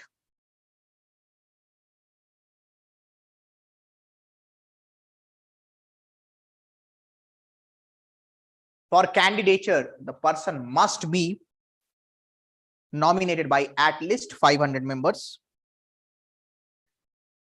and upper limit of expenditure is monitored by a committee. TV and radio, official campaign time will be provided on TV and radio, television and radio.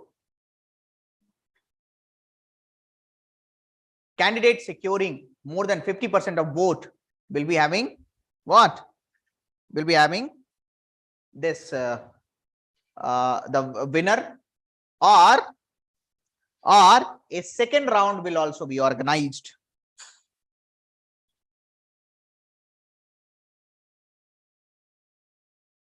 All right. The president will be elected for what?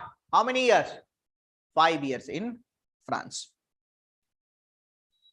So these are the two procedures. So in India, you'll have the president, which is the de jure head, and the indirect election is there. In France, what is there? It is the direct election through people. All right. It is like, all right.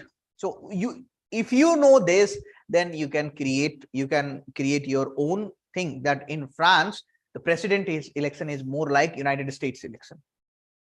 All right. So on the lines of that, you can write.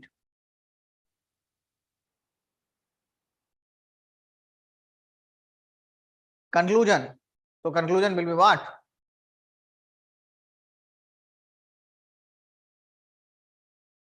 Comparing or comparison between the the notions of President of India and France, or the election methodology of President of India and France, comparison between the methods of election of President of India and France give a helps in what? Scientific analysis and constructive criticism for our systems, which becomes the basis of future reforms. You can say like that. Next question. Discuss the role of Election Commission of India in the light of evolution of Model Code of Conduct. So you know about Model Code of Conduct. Election Commission of India will be bringing this Model Code of Conduct, although Model Code of Conduct is not having any statutory backing. That is a big problem. All right. So Model Code of Conduct, there are issues with respect to. So you'll have to talk about the role of Election Commission of India with respect to evolution of Model Code of Conduct. Election itself is evolving. Election procedure itself is evolving. All right. So when election procedure is evolving, then Model Code of Conduct will also be evolving on the basis of that. So what do you think that election procedure is evolving? Which should be taken which should be considered the the base. So different system of election, that is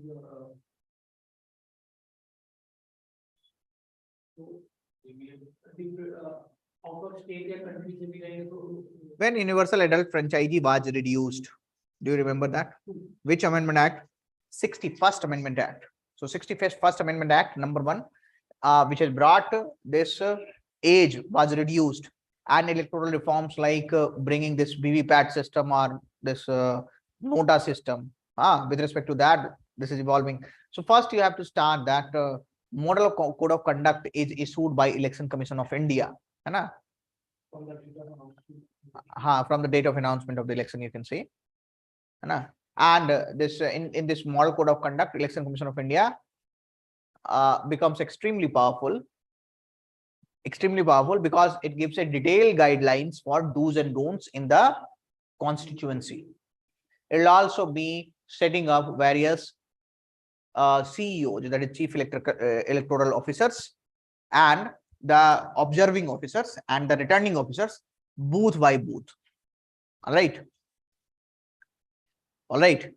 But this Model Code of Conduct will not have any statutory backing, and because of this lack of a statutory backing, what will happen? Yes.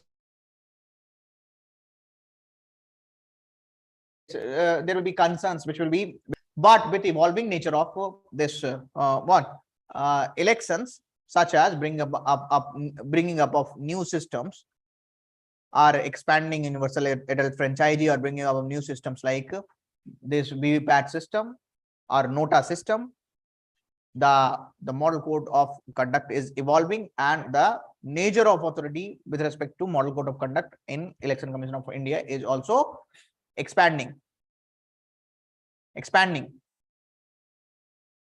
All right.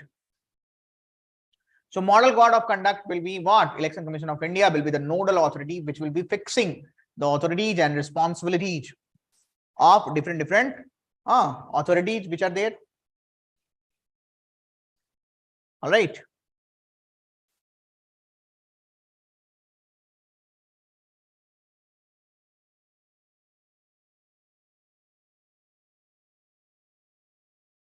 All right.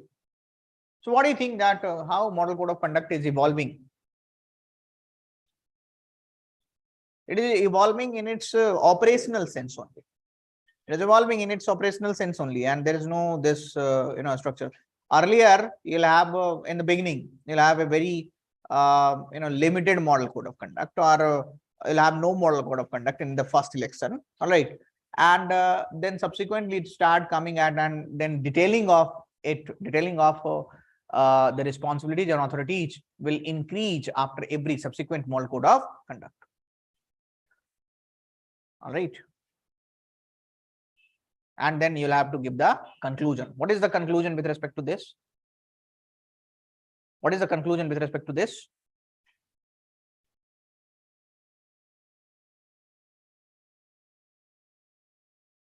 Bolo? Model code of conduct. Model code of conduct are the essential tool for conducting the free and fair election entrusted, which which is the duty of, which is the responsibility of whom? Election Commission of India under article number 324. All right. So there has to be the reforms which has to be brought. Reforms should be brought. Reforms should be brought for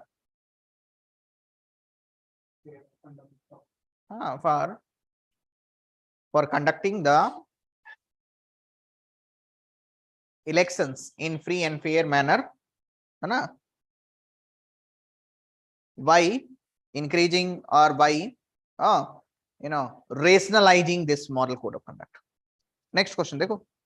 Besides the welfare schemes, India needs deft management of inflation and unemployment to serve the poor and underprivileged section of the society. Discuss. So I think this question is very generic, and deft management means what? Very skillful management. So that means what? It is saying that not just welfare scheme, but macroeconomic parameters such as inflation and unemployment should be dealt. All right. All right. So you'll have to discuss three things here. Number one, why the focus should be on welfare schemes. Number two, the focus should be on what? Deft management of inflation and unemployment. And for managing inflation and unemployment, there are two types of things which are there. Number one is what? Monetary policy, and number two is fiscal policy. All right. So it is not just government who will be the playing the role. And number three, which has to be discussed in this is what? The unemployment over welfare schemes. And number four, some points can be said about what? The prioritization of welfare schemes over the inflation and unemployment management. Are you understanding my point? So government should increase her focus on managing inflation and unemployment rather than focusing upon welfare schemes. This is the third point. Fourth point is government should focus more upon what? Managing welfare schemes, and that of what? Managing inflation and unemployment. So can you write the points with respect to all these four? So you'll say post-pandemic, India is facing the crisis in economics or macroeconomic crisis in the form of inflation and unemployment, in the form of rising inflation and unemployment. And in the present day ecosystem, the welfare is the Indian government priority. The welfare is Indian government priority.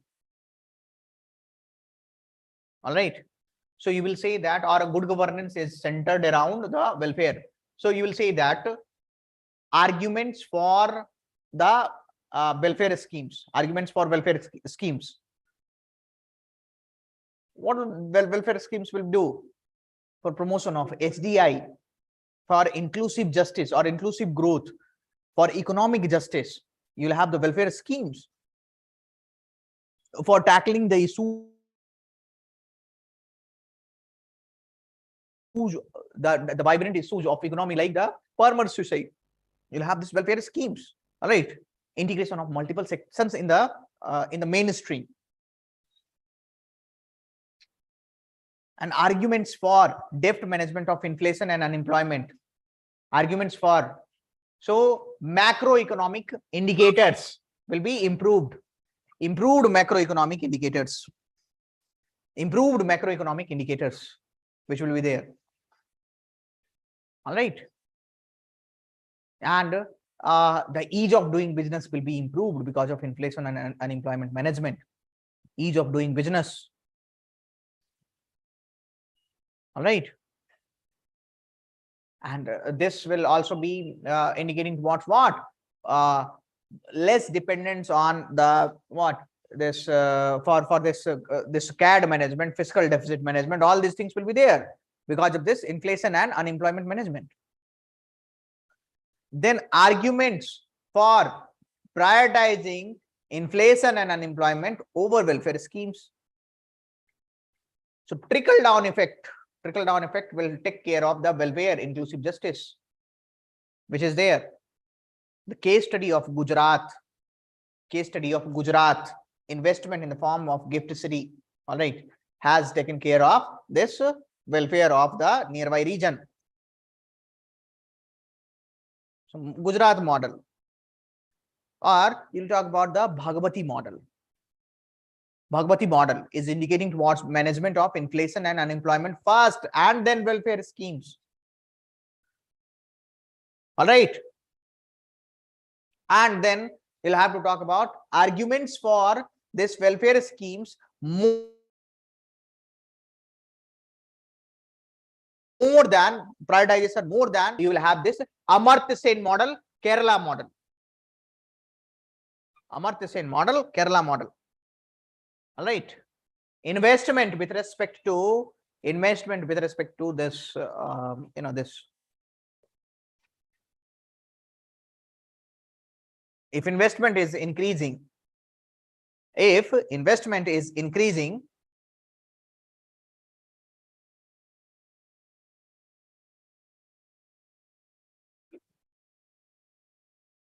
in infrastructure, or in the soft skills. So there has to be a balance. You have given certain levels of specificity. Have you given certain levels of specificity? Yes, you have given certain levels of specificity. All right. So conclusion. What will be the conclusion? Write the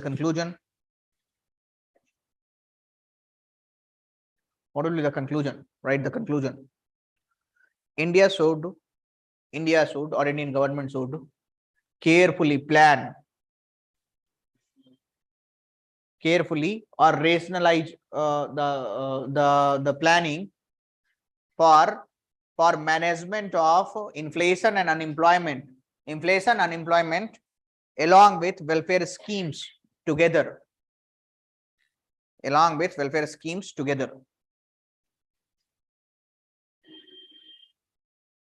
All right. Next question. Dekho. Do you agree with the view that increasing dependence upon donor agencies development reduces the importance of community participation?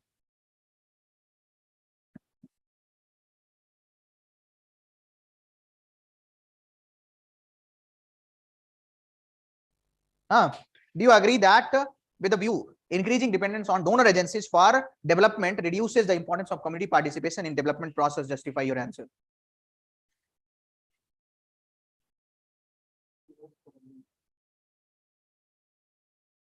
So yes and no.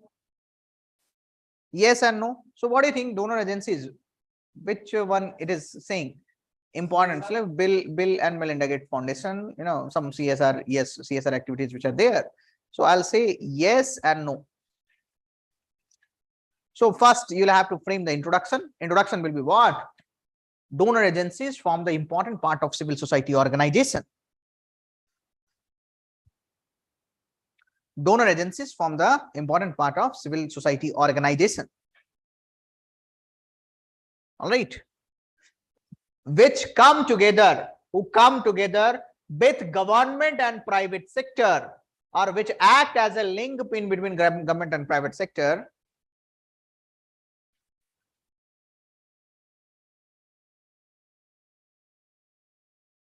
for service delivery, for ensuring service delivery.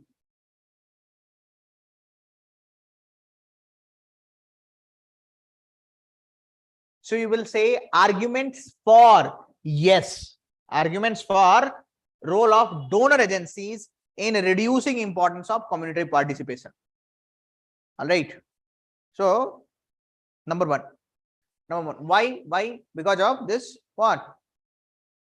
These donor agencies will be funding according to their own interest area. All right. Funding to their own interest area. Number one. Number two is what? Direct funds will be given, not focus upon the community participation. Funds will be directly granted as a subsidy or as a benefit, not focused on skill development and the empowerment mechanism.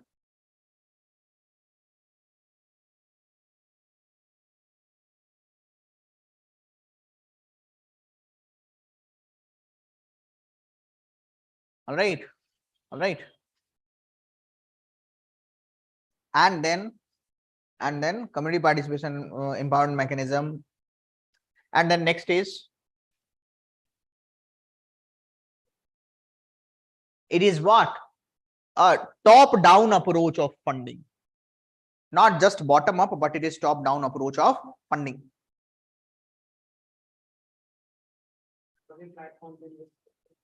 Only invest in the urban area. So sector specific select investment is there generally. So that is not leading to community development. All right. And then you will have the what?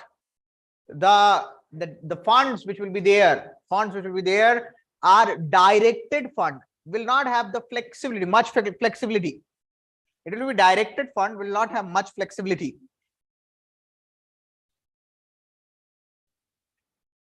So from community or donor, दोनों के perspective से.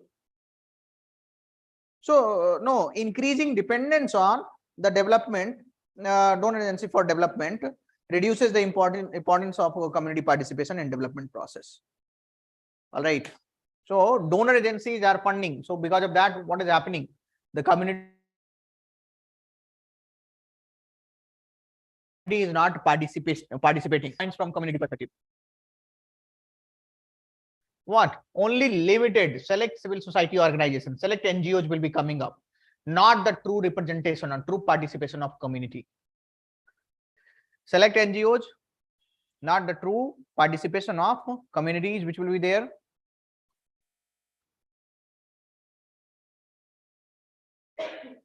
So development process will be what? Sectoral, limited, are not exact, are not true bottom up approach. And then you will have to talk about what? No, arguments for no, because it acts as an important link pin, fill the gap of community participation. Skill development, at times it will be focused upon skill development also. Empowerment, various social media platforms will be there on which donor agencies will give the voice to dilapidated or the exploited, socially subjugated.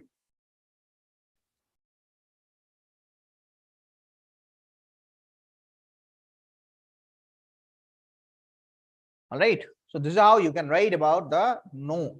Justify your answer. So you have justified your answer. Then conclusion. What will be the conclusion? India should engage with the donor agencies in the multi-pronged way. For bringing the true spirit of good governance. All right, next question. Dekho. Right to children with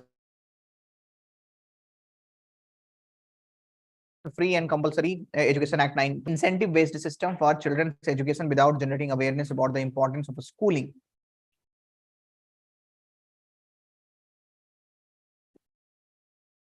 Analyze. So what do you think that RD Provisions Act provisions will be there?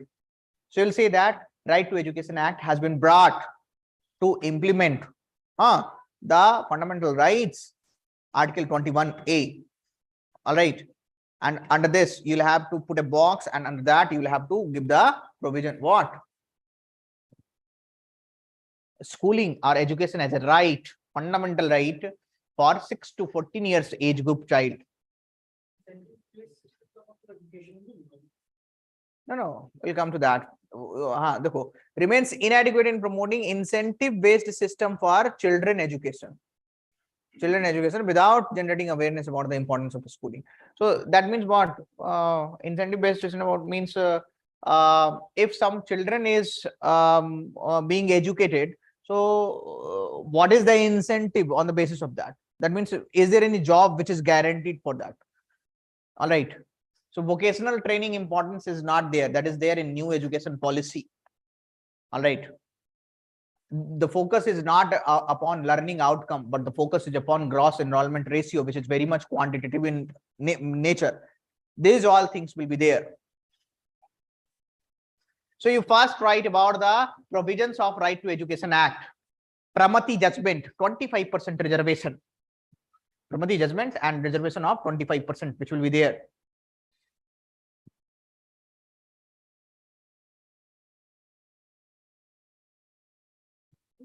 Reservation of socially and educationally backward sections. Socially and educationally backward section.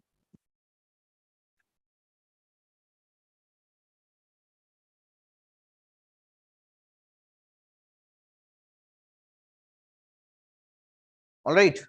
And then you will have the adequate teacher student ratio.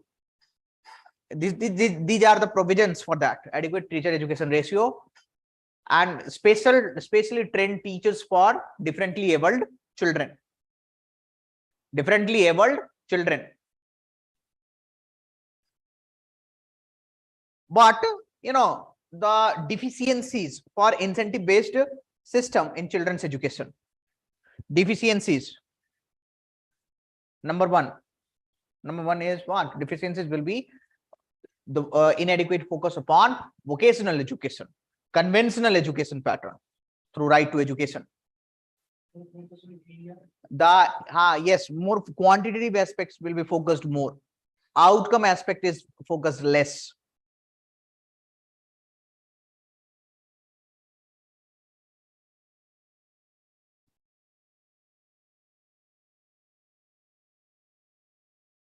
All right. All right. Are you understanding my point?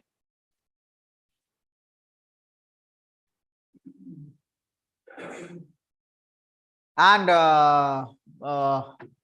second is about the awareness of the schooling. So you will say that this under Right to Education Act, since it is integrated with midday meal school scheme, so the students will be going to school for the purpose of midday meals rather than more than education.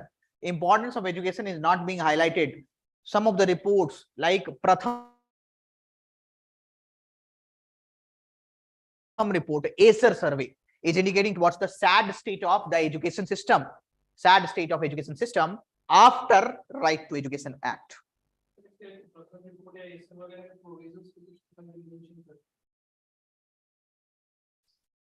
All right. All right. So the presence of child labor in India, the presence of child labor, you know, you can write some of the points which are slightly indirectly touching this point only. The presence of child labor are decreasing gross enrollment ratio is indicating towards what? Indicating towards poor awareness about the schooling, not among the children, not just only among the children, but also among the parents.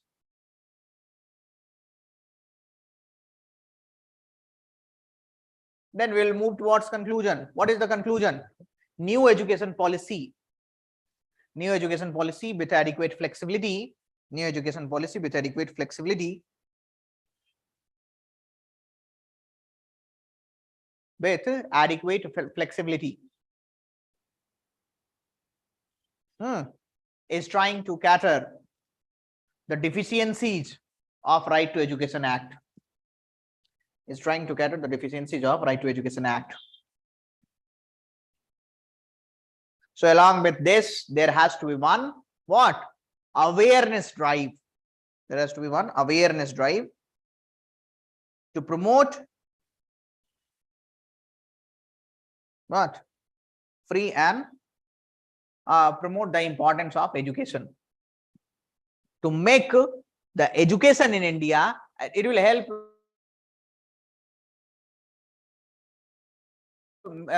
education in India a what?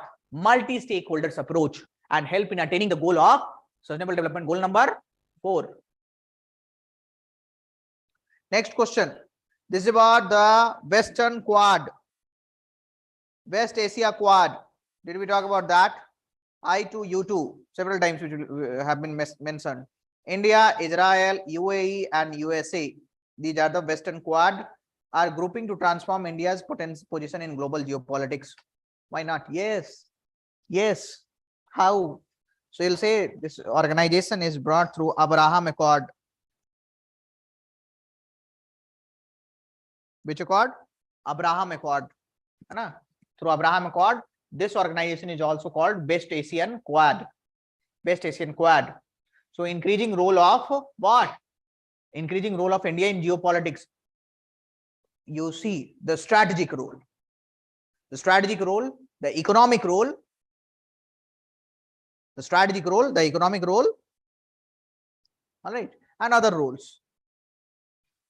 The strategic role will be largest. If I say strategic role against China, India, United States relationship in Middle East, the balancing the triangle of Israel, Saudi Arabia, and Iran. The negotiations between Israel and Palestine. So these are what? These are the strategic roles which you can see. And you can also say that creating a strategic depth with respect to the issues on Pakistan, issues of Pakistan and Afghanistan. Clear? Making sense? So this is strategic role. There are so many points which I have told you. You'll have a platform where India is coming together. This is against Chinese initiative of OBOR, One Belt, One Road. Israel, Saudi Arabia, and Iran. All right. Tackling the issues of terrorism. Others may the issues of terrorism. Economic may trade and commerce, new markets, Atmanirbhar Bharat, Make in India, success. Supply India integrating herself into the global supply chain, energy security in India. All these will be there with respect to the trade.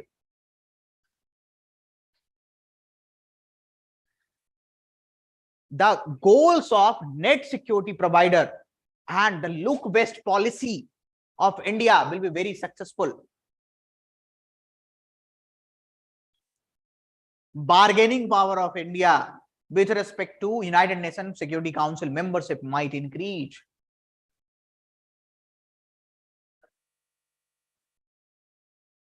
And then next is what?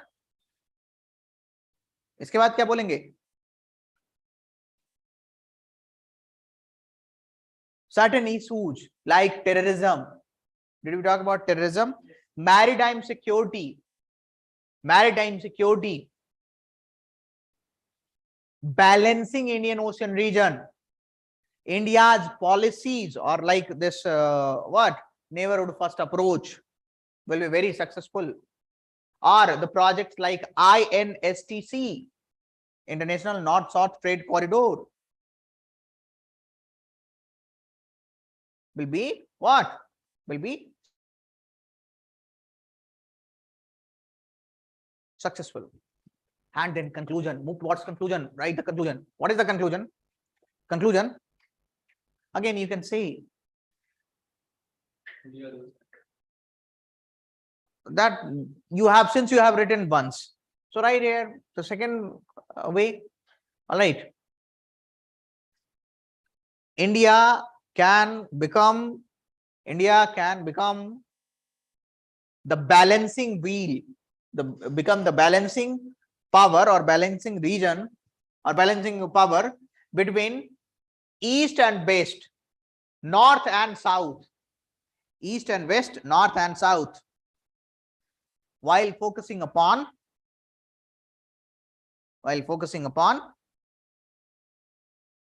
this, or while actively engaging through the platforms of I2E2, I2U2. Next question, देखो. Clean energy is the order of the day. Describe briefly India changing policy towards the climate change in various international fora in the context of geopolitics. So this is very, very easy question. First thing, how do you think the first line, justification of first line,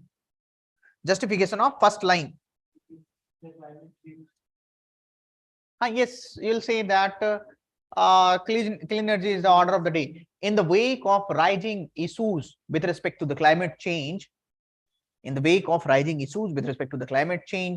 are having, every country is focusing upon the clean energy as the alternative source or alternative mechanism of energy production.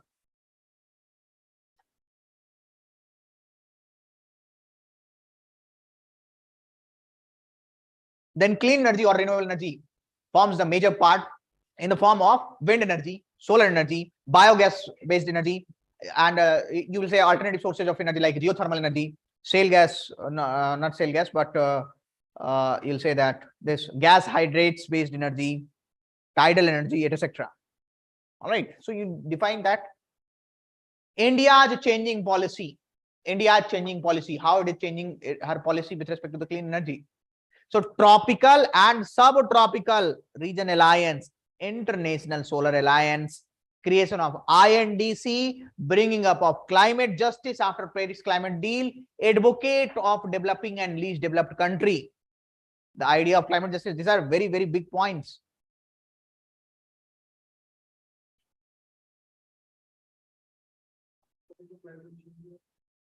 Climate justice, the advocate of climate justice. Climate justice means what? The focus upon what? Shifting on this this developing nation should be what? Responsible for that. You understand the mechanism of climate justice, nah? It is nothing but the enhanced version of combined but differentiated responsibility. All right, so multiple cooperations which are there with respect to energy initiatives, specifically India, Germany, India, France, India, Israel. Multilateral and bilateral engagements.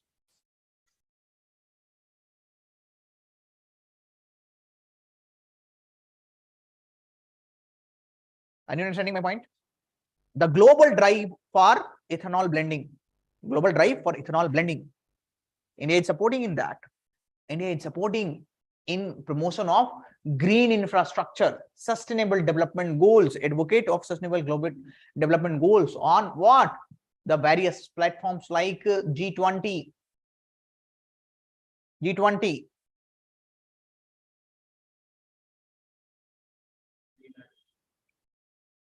हाँ क्या बोल रहे हो?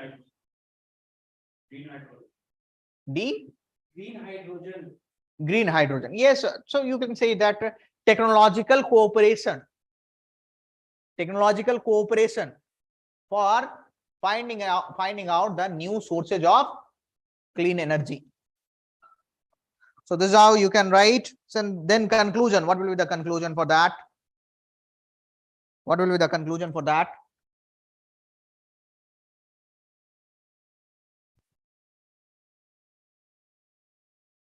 Sustainable. So you correlated with the sustainable development goals. Source diversification and shifting the global mix towards clean energy, renewable energy sector.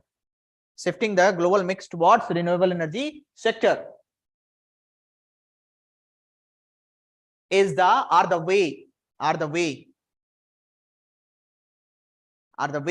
to attain the targets of sustainable development goals sooner than later. So India should strive for that. Should India be striving for that or not? Yes.